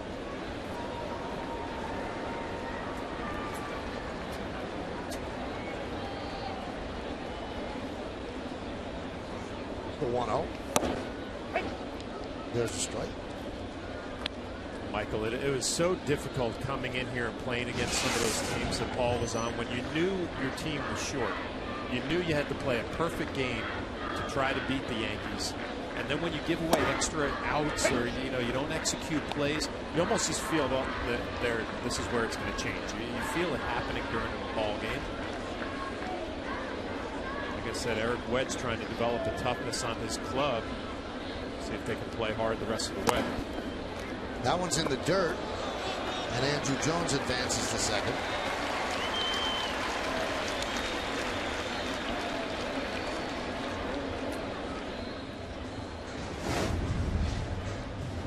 Ray's got a hard slider. Olivo does a good job getting the glove in front of it. Again, good base running by Andrew Jones. Reads the ball in the dirt. Second base easily. Now, tell me, Flash, you're going through a tough time here. It's 8-1. If Andrew Jones would have stolen that base, really would have frustrated you. How about that play there? I have no problem with that. Nothing. Line drive to right. Ichiro runs it down, and that'll do it. No runs a hit, and one man left. Freddie Garcia has been dealing. He's allowed just 3 hits and 1 run through 5. And as he goes to the 6th, he's up by 7. And he is looking to pick up his 9th win.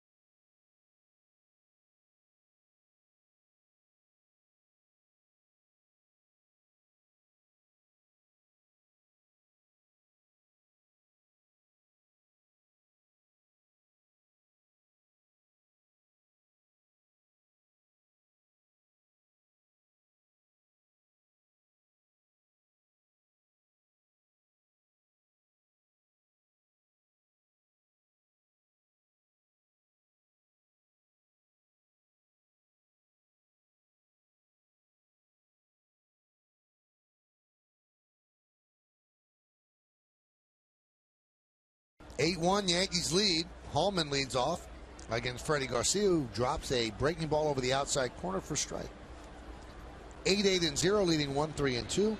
Hallman fouled out to Nunez in the 3rd.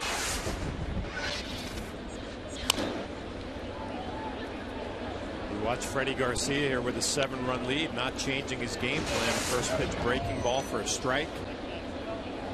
Time to see a young pitcher in a big lead to start pumping fastballs. Next thing you know, the opposing team right back in, and not Freddie Garcia.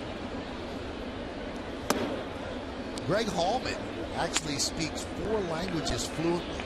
I was just going to ask you, what is Papiamento? It's kind of a melange of Dutch, Spanish, and English, which are the other 3 languages. But I think Hensley Mullins used to also speak Papiamento. And he's now the batting coach for the world champion Giants as Hallman goes down swinging. Here's Ichiro.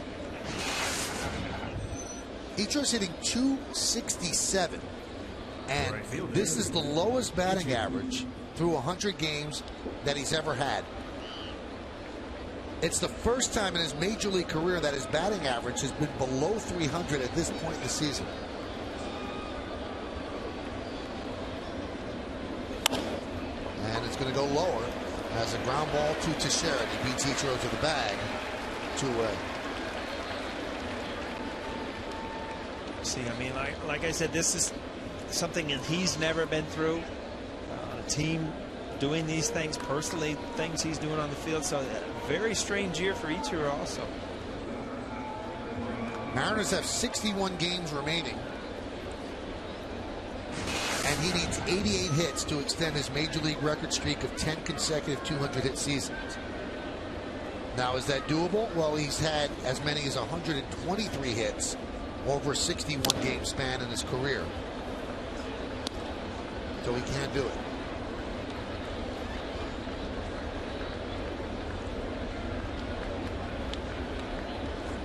What is that, Michael?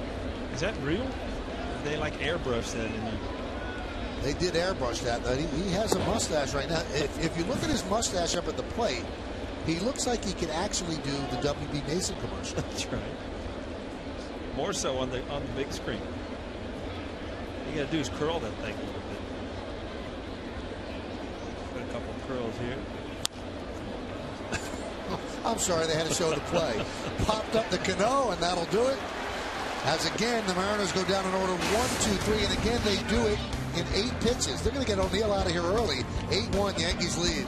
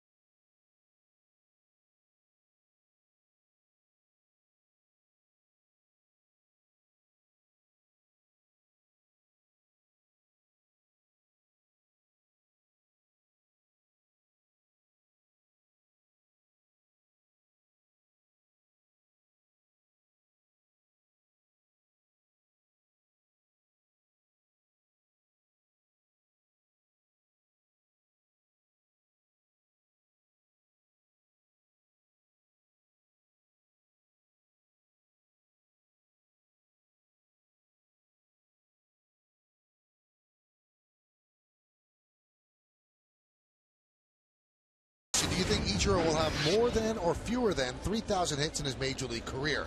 You've been texting us at 58772, and here's the results. Close, but 52% think he will get to 3,000.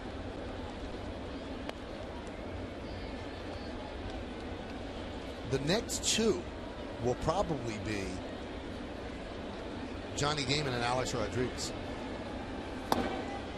There's a strike.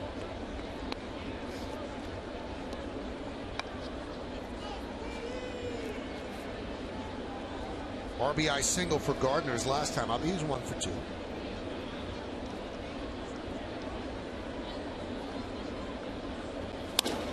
Serve down the left field line. It's a base hit. It'll go into the corner. Playing it out there is Howman, and it's a double, leading off for Brett Gardner. It's good to see. Brett Gardner last time up against the left, he pulled the ball. This time up, you see that ball tailing away, drives it to left field. Start covering the whole plate. Yeah. You give yourself a chance to get a hit every single time up.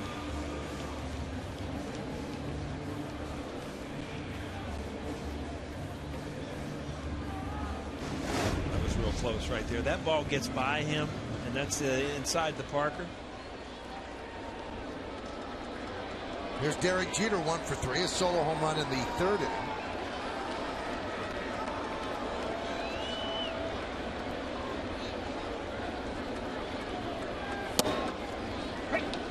Paul. I know these fields drain so well right now, maybe, but an outfielder on a play like that on a wet night when it rained earlier, you kind of go into the corner a little gingerly, making sure you have your footing.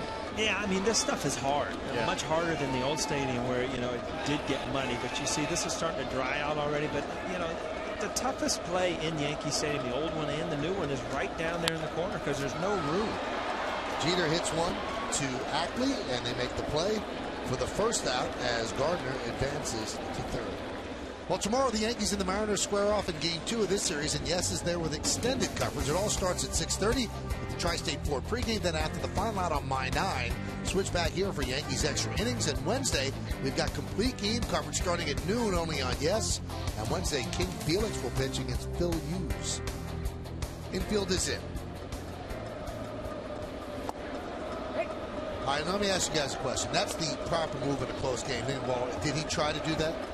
It certainly looked that way to me, and I love that. I mean, a 7-run lead. Really? Yeah, sure. I mean, you know, what's winning baseball? Moving runners over. It doesn't matter what the scoreboard says. That's what you're trained to do. I think he did it on purpose, or that was his approach. Well, I think his approach is to the right side anyway. And, you know, as a hitter, if you're trying to take the ball over, you're going to get him over anyway. I would think that Joe Girardi would, at this point in time, say hit away. But, you know, you're so stuck in what you do in certain situations, you just do it. Did you see that thermometer over there in that foul ball flash? I missed that. We're going to get a shot here in a minute. I know our cameramen are good. I'll show you the difference. Because I think it said about 75, 80 degrees. That thing was at 120 on Friday on the field. Yeah. See that? So it's 70. It was all the way up here. See what you missed while you were gone? Well, you know what? I got to admit, I was a little disappointed today. I get a text from Michael Kay saying that we're wearing suits now instead of the casual attire. That's right. I got sick of looking at Tommy Bahama on Michael's back. I wanted to see a suit and tie on. That's a shot. Bottom of the sixth. I really think it comes down to this, John. He really likes the way he looks in the suit. Yeah, so right. he's the one who changed gears. You know what? I'll tell you one thing. Cincinnati, Ohio, you don't wear suits. It doesn't matter where you go. The 1-2. Inside 2-2. Just trying to butter Michael up. You know what? Yesterday, Michael invited me to the terrace. The terrace. His terrace. But I still believe that it was all. Then he acts like he's all offended that I didn't show up. He's got dinner on his iPad to show me what I missed. High fly ball center field. That's going to get in a run for Granderson. Gutierrez settles underneath it. Tagging is Gardner. He'll score easily. He can walk home. And the Yankees lead 9-1. And that's Granderson's 22nd multi-RBI game of the season. You do certain things, Flash. You talked about it. You get him over with Granderson in that situation. You still do the same thing. You get him in. You hit a fly ball.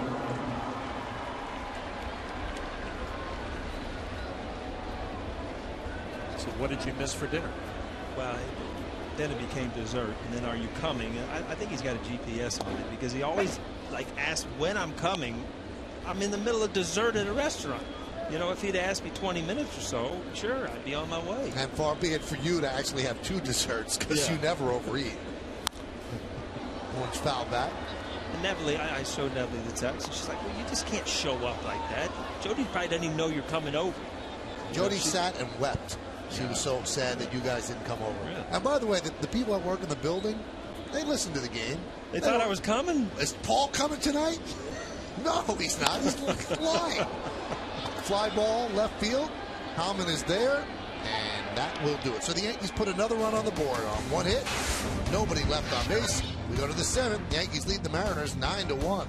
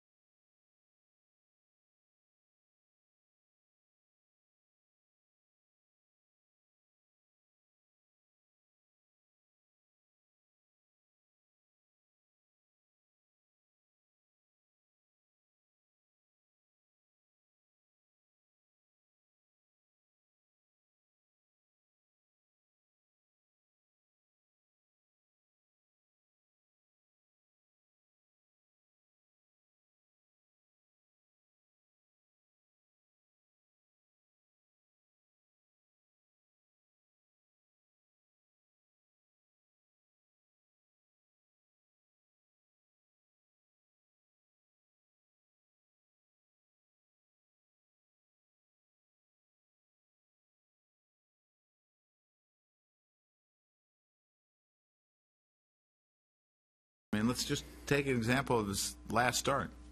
Price versus Freddie, you know, and Freddie shut him down. I mean, Freddie has had the ability all year long to find a way to get out of jams, to make the big pitches when he has to. Everyone's going to give up base runners. It's what you do when those base runners are on that usually make or break you as a pitcher. And Freddie has been excellent. I don't know how you could ask any more from him. Now he's gotten another good performance out of Garcia. Garcia has given the Yankees much more than they could have expected when they signed him during the offseason. And he's given up 1 run over 6 innings. He's leading 9-1. And if he holds on, he'll be 9-7 on the season. Here's Dustin Ackley. Swinging at the first pitch, pops it up. Russell Martin is there, and there's one away. 1 pitch, 1 out. How about these stats? As you see the Cadillac scoreboard, 9-1 Yankees lead. Freddie Garcia, from 2006 through last year, you combine all of those ERAs, his ERA was 4.69. With 1 out here in the 7th inning, his ERA is 3.11. So when we say he's exceeded what the Yankees thought, now, maybe they thought he could be 9-7, but nobody thought he could be a 3.11. He hasn't been a 3.11 ERA in years since he hurt his arm. So he's exceeding expectations by leaps and bounds. And again, this is a 3.11 ERA pitching in the American League East.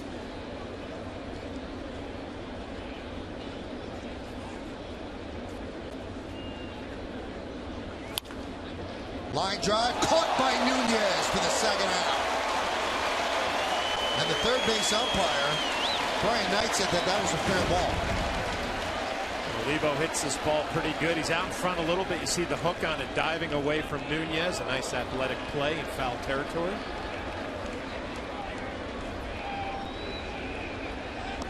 We talked about it before the game that this will probably be a pretty good matchup for Freddie Garcia, a Seattle team that's young, struggling offensively, and getting a little help from his defense. Here's Adam Kennedy. See Adam Kennedy knowing there's been 3 pitches in this inning. You've got to take a pitch, as much as Freddie Garcia knows it too. He just lays one right in there. It's a frustrating thing to be a hitter and know that you've got to take pitches, but you can't let the guy get through an inning with 4 or 5 pitches again. Check out the pitches by inning.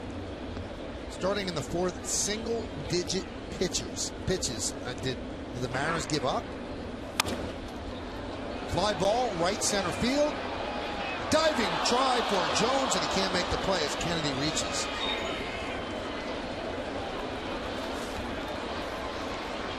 So a single for Kennedy. Ball off the end of the bat. Andrew Jones, I think there was a split second where it was in between Granderson and Andrew Jones, and all of a sudden Andrew Jones kind of lost a half a step going after it. Good effort. Didn't quite get to it. Ouch. See that neck snap back? It was always funny when you dove for a ball. You didn't really realize it when you were, loose and stuff. But the next day you'd wake up and your neck and back would be all stiff, and then you remember how you dove for that ball. You see how you kind of get a little whiplash there. See Andrew Jones talking. He might have lost that ball. I thought it was in between. Might have lost that ball in the lights for a step. 1-0 to Carp. That single broke a streak of 10 straight Mariners retired by Garcia.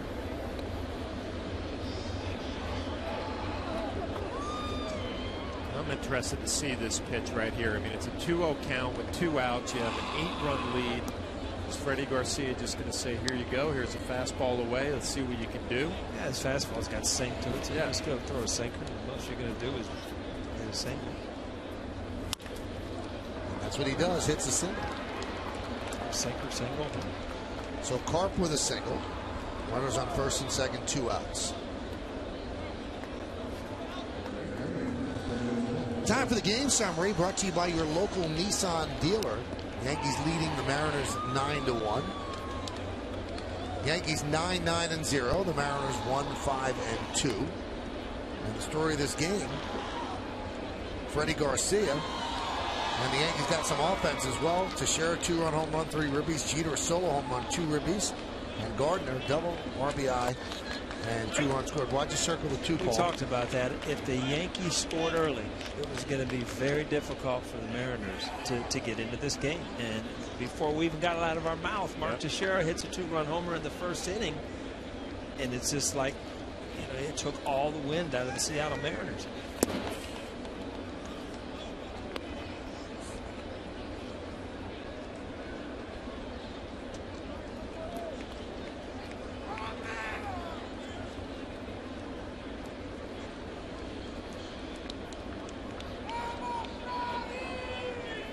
Count 1-1 on Justin Smoke. There's a strike. Now 1-2. See the numbers on Smoke: 12 home runs, 43 RBIs. I was out in Seattle last year when he came over in the trade. Had a real long swing, had a little trouble in the big leagues, had to go back down. Got off to a nice start this year. Slowing down a little bit lately.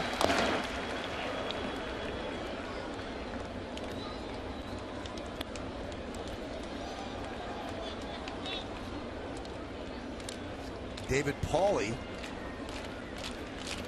warming up. What guys do with hittable pitches. That was a hittable pitch. A good pitch to hit. Kind of a slider. Just hung over the middle of the plate, inner half.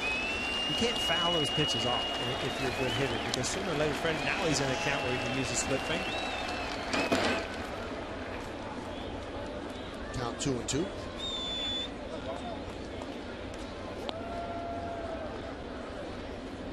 It's amazing when you're around major league hitters, day in and day out. You're just used to seeing that simple short swing with bat speed, and then a kid comes up from the minor leagues and it's just kind of a little bit long and slower, and it really jumps out at you. It's so noticeable. I'm sure he made some adjustments in the offseason.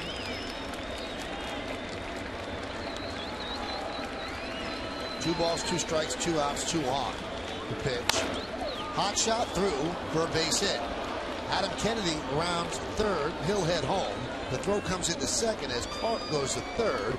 RBI single for Smoke, his 44th ribby, and the Yankees lead 9-2. Now you talk about pitches missing. This ball missed twice. It missed out over the plate, and it didn't have the sink, so it was up and out over the plate. So if you think about it, Freddie, he hasn't missed with much tonight. He missed twice there because he didn't get the ball in, and he also kept it up in the zone.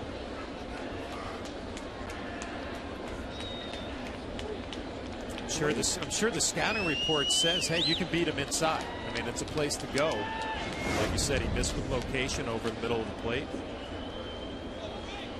There's Gutierrez. Most pitchers, and I don't know if you noticed that, Flash, he's holding the ball, his fingertips on no seam. No seam, yeah. That's how he throws his sinker. Most sinker ball guys will hold the 2 seams and get that final release and kind of sink the ball, but Freddie's got nothing on any seam.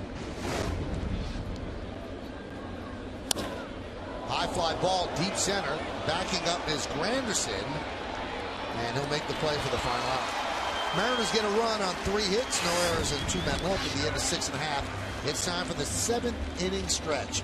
But we're going to stay right here as we honor America in the Bronx. Please rise. Offer a moment of silent prayer as we remember the servicemen and women who are serving our country at home and around the globe. Thank you. Now join in Kate Smith's rendition of God Bless America.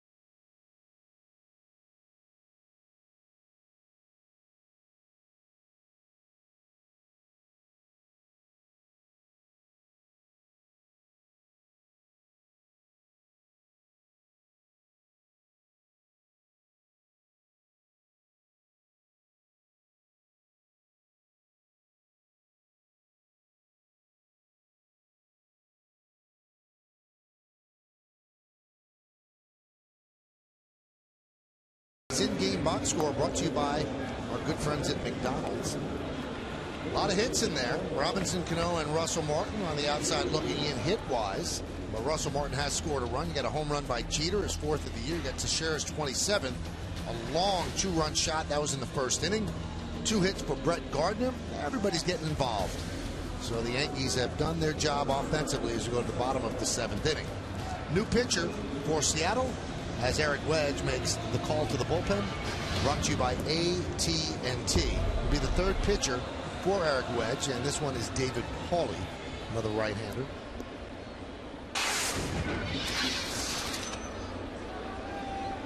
Pauly's had a good season. 38 games, 5-4, 2.06. Way less than an inning, a hit per inning. And he'll deal to Cano. Cadillac scoreboard, Yankees lead 9-2.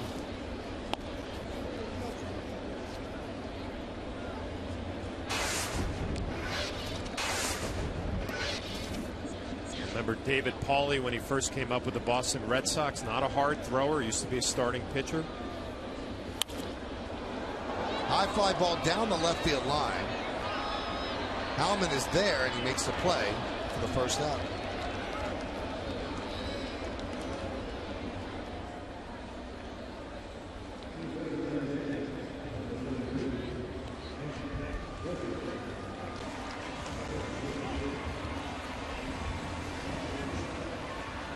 $44,365 here at the stadium. Many have exited, but boy, a lot of them stayed right through the close to 2-hour rain delay and until this game kind of got out of hand.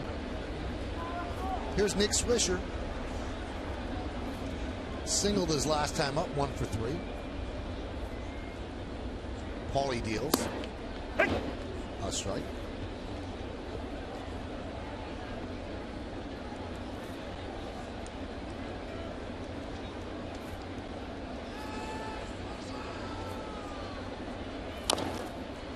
Count 0-2.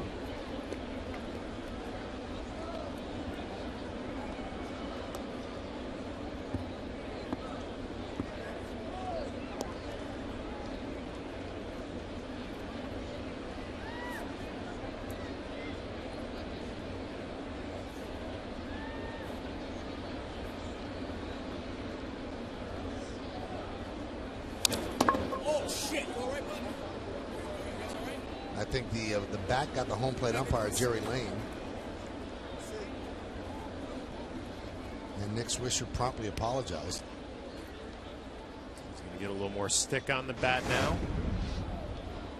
Piece of a Levo too, I think. Yeah, got the shin guard.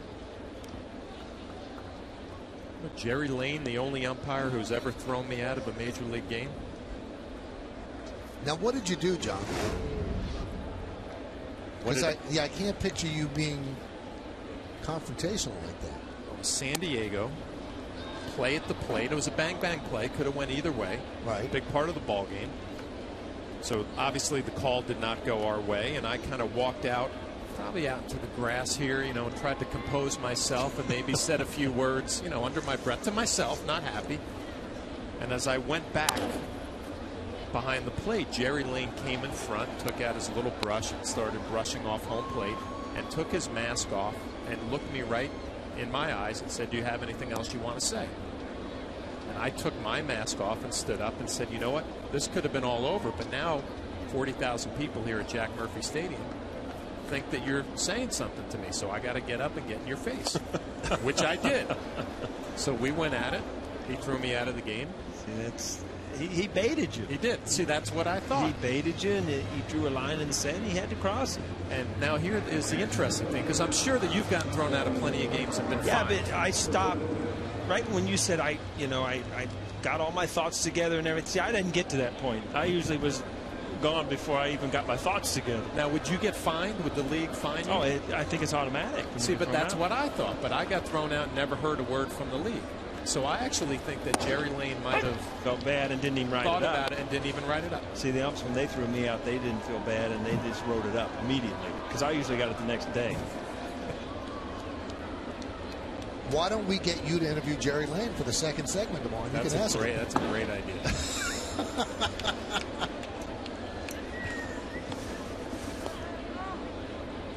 Actually, after that whole episode, Jerry and I got along fantastic. Most of them get over it quick.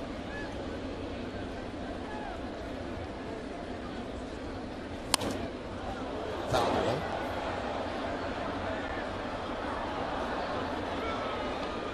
Most of the umpires could not have really liked you, Paul. Right? You know what? You say that jokingly. Most of them do, and most of them I still talk to when I see them in the hall. But I mean, there's just certain. I've said it over and over. It's just like life, Mike. Some of them you like, some of them you don't. It's just the way it is. Popped up, shallow right, coming on Ichiro. He's there, and that'll do it. Yankees go down in order 1, 2, 3. We have 7 in the books here at the stadium. Yankees lead Seattle 9-2 right here on Yes.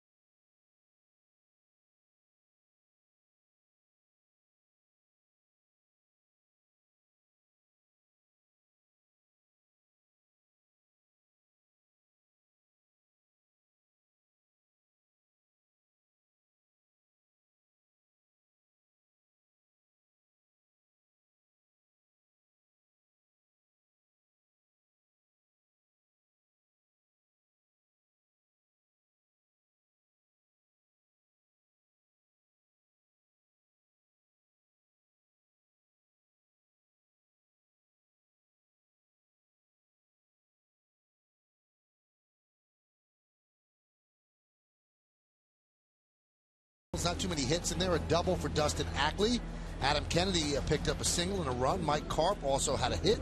Justin Smoke with 2 against Freddie Garcia, also a ribby and a run scored. Ichiro has a sac fly, and Franklin Gutierrez with a single. Garcia is still in there. The Yankees have a couple of changes, as they have a new third baseman. You see him right there. That's Brandon Laird. And Hallman fouls it back. And Eduardo Nunez goes from third to second, so Cano gets the rest of the night off.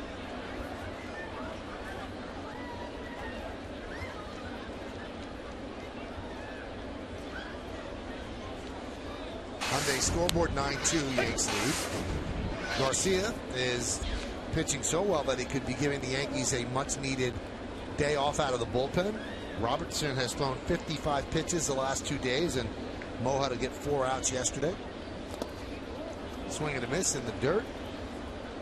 Martin gets an angle, and the put out is 2-3.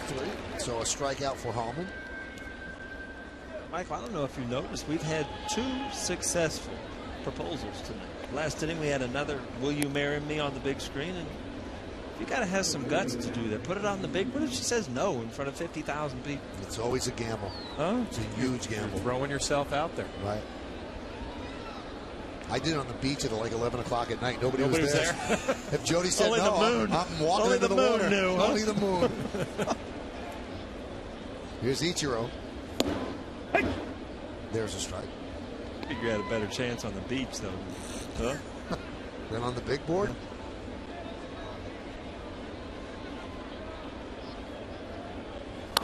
Line drive, there's a base hit.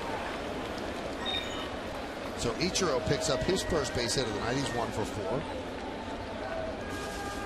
This copyrighted telecast is presented by authority of the New York Yankees. It may not be reproduced or retransmitted in any form, and the accounts and descriptions of this game may not be disseminated without the express written consent of the New York Yankees. When did you get engaged, O'Neal? On the phone.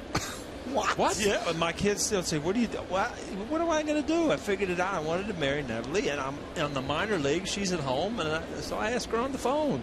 You couldn't wait till you saw her? Well, I talked to her father on the phone first. That one is hammered inside the third base bag and down the left field line. Ichiro is going to be waved home. There could be a play. Nope, he overthrew the cutoff man, Gardner did, and Ichiro scores on the double by Ryan.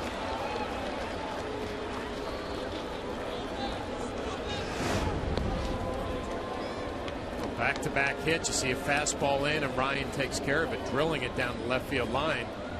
Ichiro scoring all the way from first. I mean, you're down a lot in this game. You got to 100% make sure that he's going to score easily. If this cutoff is executed properly, there might be a play at home plate. The overthrow with Derek Jeter doesn't allow that.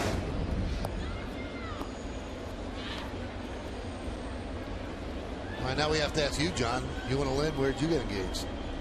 We went out to dinner at a restaurant in Westchester and Dobbs Ferry, and I think it's changed names now. But I knew I was going to ask her at some point during that night, and we walk in there, and there's a huge fireplace, like a waiting area. And I just said, you know what, no better time than the present. Got down on the knee and did it right there. You went on the knee? On the knee in the fireplace. I feel like such a schmuck now. I think the chart. That's what I was going to say. Oh, this is back when you had to like accept collect calls and stuff. I had to call collect. I didn't have like a number that you could call back then. Oh my goodness! You know what? I got to tell you what. She's making you pay for it to this day. Now, did you at least get down on the knee while you were on the phone? Yeah, I was on the knee on the phone, Michael. And she quickly said yes? Yes, she did say yes. Count 2-1. Yes, I'll accept the charges, and yes, I'll marry you. Exactly. That's what I asked. Was that a yes for the charges, or will you accept this ring that I can't afford?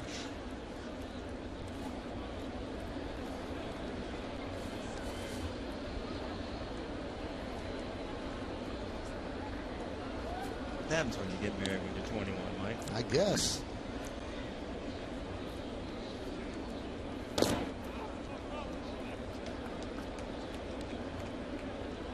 Now, John, I got some bad news for you about the fact that you didn't get fined when you got ejected. Luka Kuza, visiting clubhouse guy here at the stadium, one of the greats of the game. Yeah, he is. Just sent up word there is no statute of limitations. You're going to be getting your letter in the next day or so from MLB. And they every year they go up a little bit, so it might cost you more than it would have with interest. Well, you've got a friend in Joe Torre in the Major League Baseball office. He could supersede that. Get his number from Paul. Tell you what, that's a good number to have. If you need anything in life, you just call Skip. Yeah. The 3-2. And Ackley ends up walking. Hey, got another game tomorrow. Tomorrow's starting pitchers brought to you by Verizon Fios. Visit us online at verizon.com/getFios to get the best deals on Fios. Doug Fister, 3-11 with a good ERA against CC Sabathia, 14-5 with a 2.62. Our coverage will begin at 6:30 p.m. That's on Yes. And the game is at 7 with the first pitch around 7:07 on My 9. And Larry Rothschild trying to settle down Freddie Garcia, who's been so good tonight. Double-barreled action. Corey Wade and Boone Logan.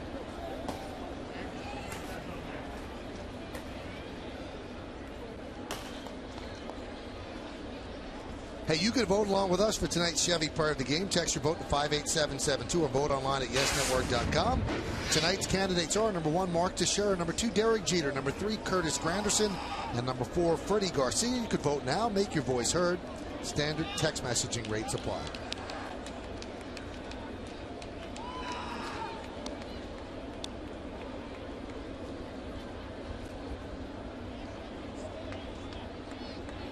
Here's Miguel Olivo. Popped up behind the plate and out of play.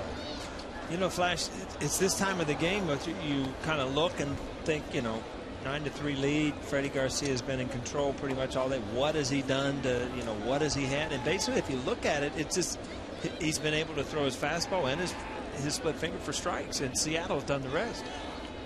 And I think expanding the zone, just letting a young team swing at some splits out of the zone. High fly ball, left field. It's in the park. Gardner is there. He's going to make the catch. Tagging is Ryan. Both runners tag, but they go back as the throw comes in the third. 2 away.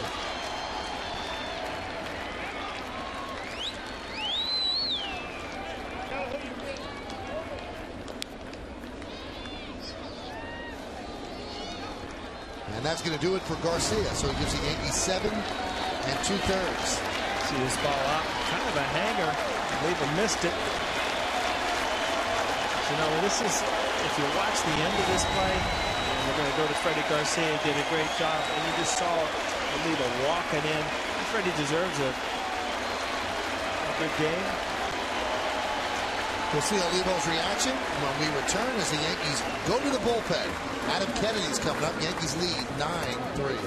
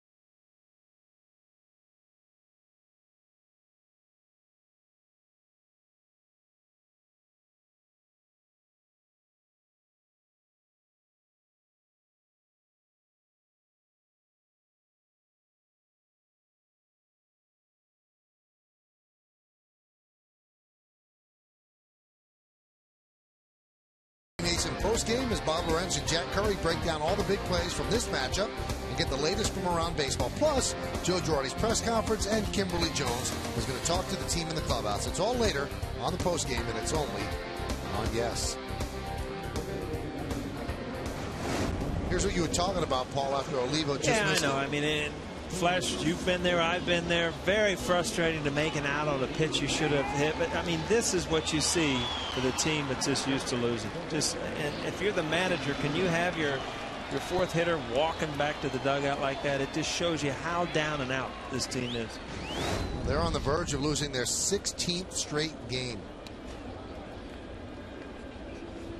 So Boone Logan comes on to face Adam Kennedy.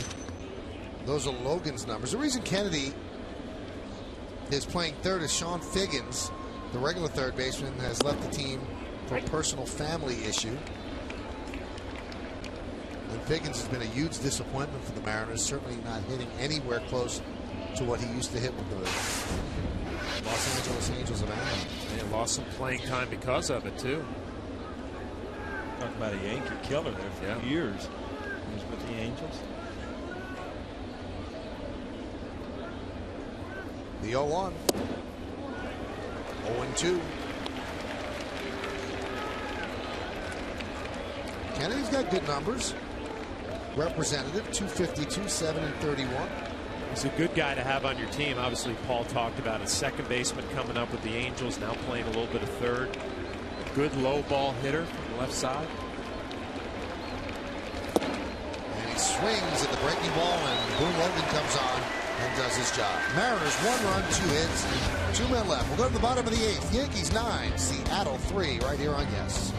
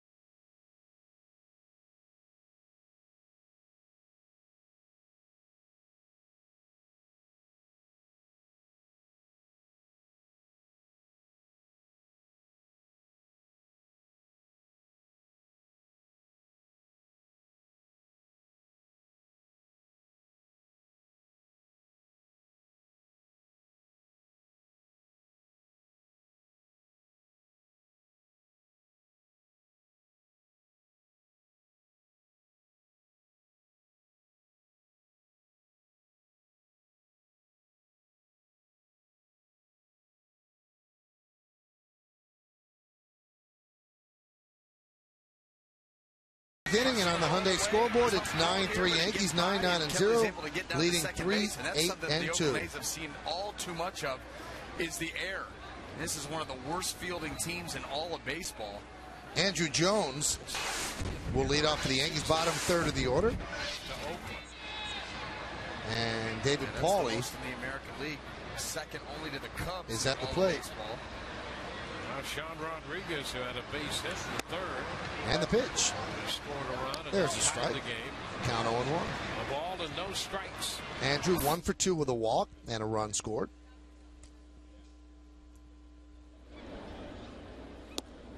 And Pauly deals another strike.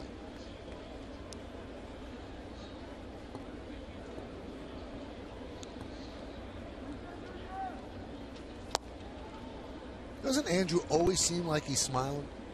Yeah, and you know, now that you watch him at this age, you just know that's his personality. But you know, when he hits 2 home runs off you in the first inning of the World Series, when he was 18 or 19, something like that, it used to kind of irritate you. Ground ball at third, and they get Jones for the first out.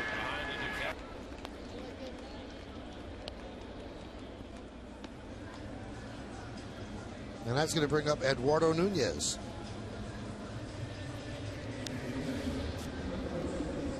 Flash, I don't know that you ever saw, and Michael and I were talking a lot about Andrew yesterday, on how good a center fielder he was in his younger days with the Atlanta Braves. Just gliding after baseball. He used to play real shallow on almost dare you to hit it over his head, and he would run it down on a Gold Glove center fielder. There's a strike to Nunez.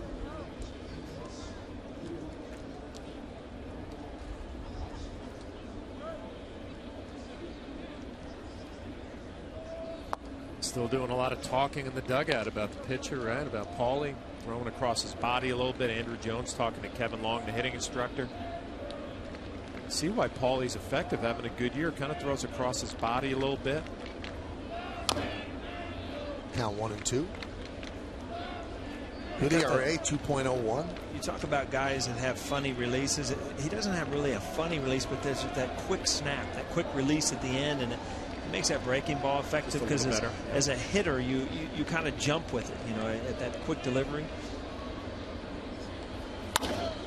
Serve down the right field line. It is a base hit. It gets past Ichiro, and it goes to the wall as Nunez picks up his second hit of the night.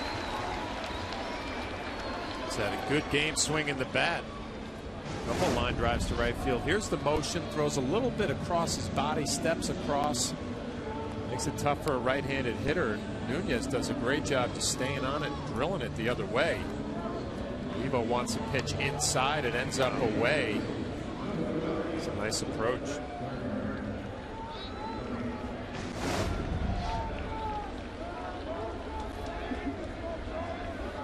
Here's Brett Gardner. 2 hits, 2 for 3. And Nunez with his 11th multi-hit game of the year.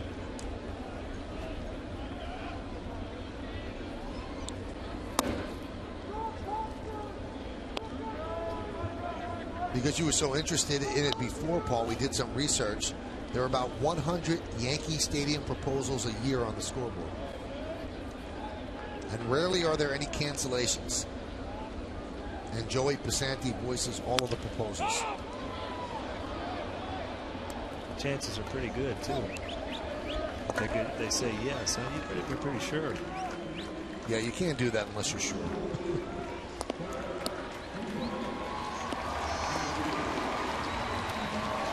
Well, you're the first person I've ever met, and I think John can admit it, that you proposed on the phone. On the phone. And it worked. Well, she accepted the charges. If she wouldn't have accepted the charges, it might not have happened. It's terrible. Although I think that's better than what the guy in the Dallas Cowboys did. He proposed in the mail. What? Sent the ring and proposed in the mail. Yeah, see? Now it looks pretty good. And then she said no, and then he wanted his ring back. She said, I lost it. But it eventually found its way back.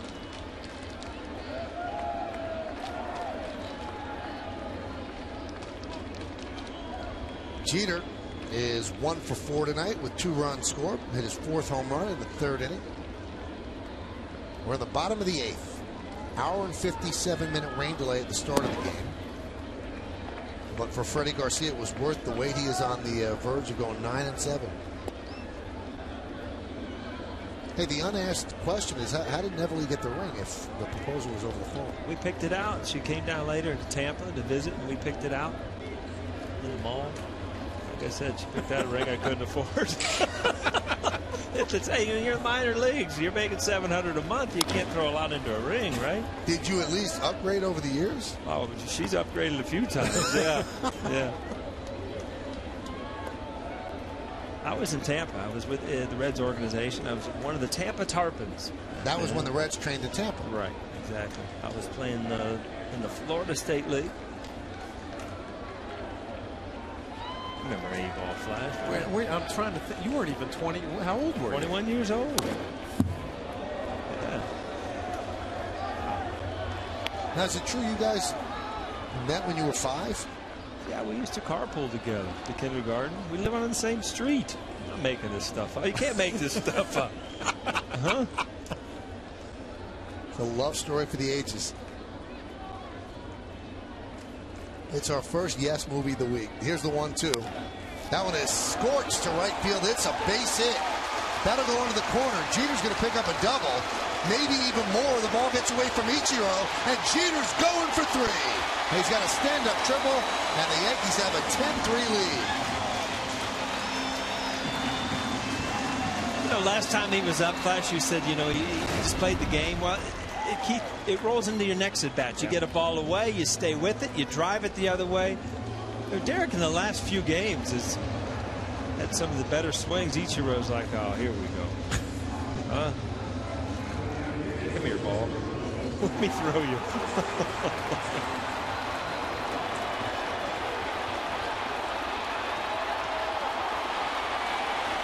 Stand up triple.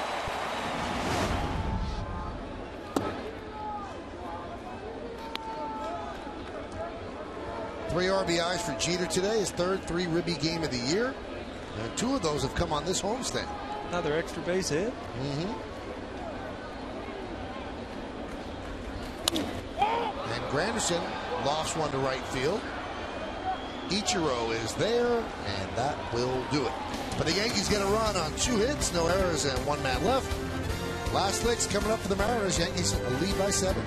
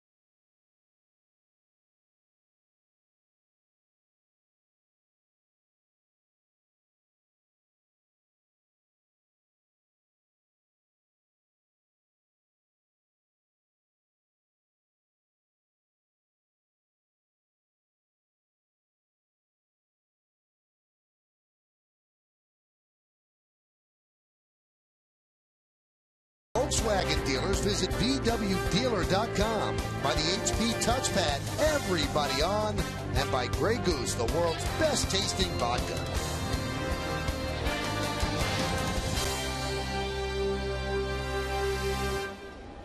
Right to the end. for that little guy. Good for him. Isn't summer great? You don't have to worry about getting up and going to school. You stay all night here at the Yankee Stadium. Pitch the Carp is a strike. Yankees lead 10-3. Chris Dickerson is taken over in right field for Andrew Jones.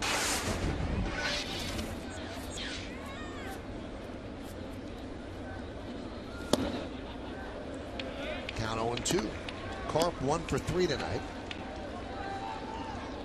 Game delayed at the start, an hour and 57 minutes. Yankees in the first inning, a long 2-run home run by Teixeira. Then Jeter, a solo home run in the third. As Carp goes down swinging. But the game got out of hand in the fourth inning. 5 runs, 4 of them unearned, and the Yankees never looked back. It's time for the GE Capital Partner Play. Great partnerships are built on trust. At GE Capital, we prove that every day. Martin does a nice job blocking the baseball. An accurate throw to Robinson Cano. A little short hop. And the defense helping out Freddie Garcia tonight. This play by Nunez helping out Freddie Garcia. Well, Joe Girardi with a 6-run lead is mixing and matching. Boone Logan strikes out the 2 batters he faces. By the way, it's 7 runs, so that's why. And he goes to get a right-hander.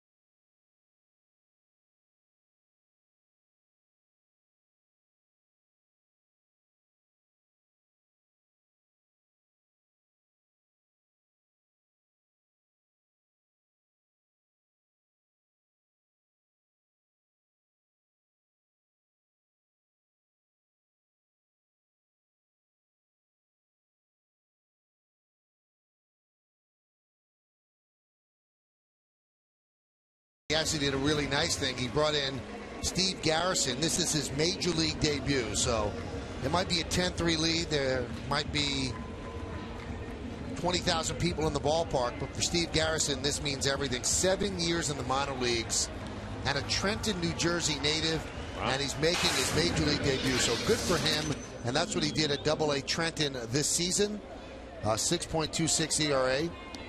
And Garrison will probably be the pitcher sent down when Soriano is activated. So he is facing Justin Smoke. Pitch outside. Already this homestand, we saw Brandon Laird get his first big league at bat, first big league hit, first big league RBI. And now Garrison finally into a game after a long run in the minors. Line to left field. Gardner's there, and he gets his first big league out. Yankees claimed Garrison off waivers from the Padres last September, and Garrison was a 10th round pick for Milwaukee in the 2005 draft. See Garrison looking over, kind of smile and says, "I'll take it." You know, a ball hit right on the nose, but you know what? You come in, you're a little nervous. Any way you can get an out, you'll take it. A little nervous. Yeah. I remember being a lot nervous. See in your mouth that I'll take it. Here's Gutierrez, and there's a strike.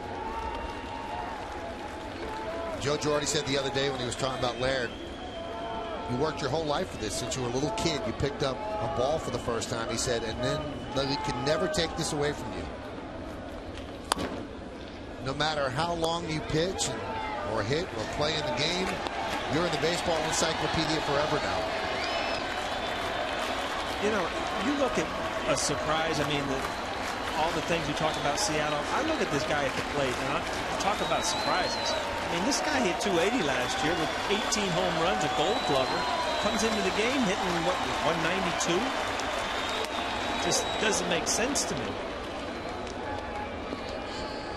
Came into the game hitting 192 with 1 home run. And 1 for 3 tonight, up to 195. This is a Gold Glove outfielder from last year. Hit 18 home runs and 280. Garrison trying to close the game. The 1-2. Pitches inside, 2-2.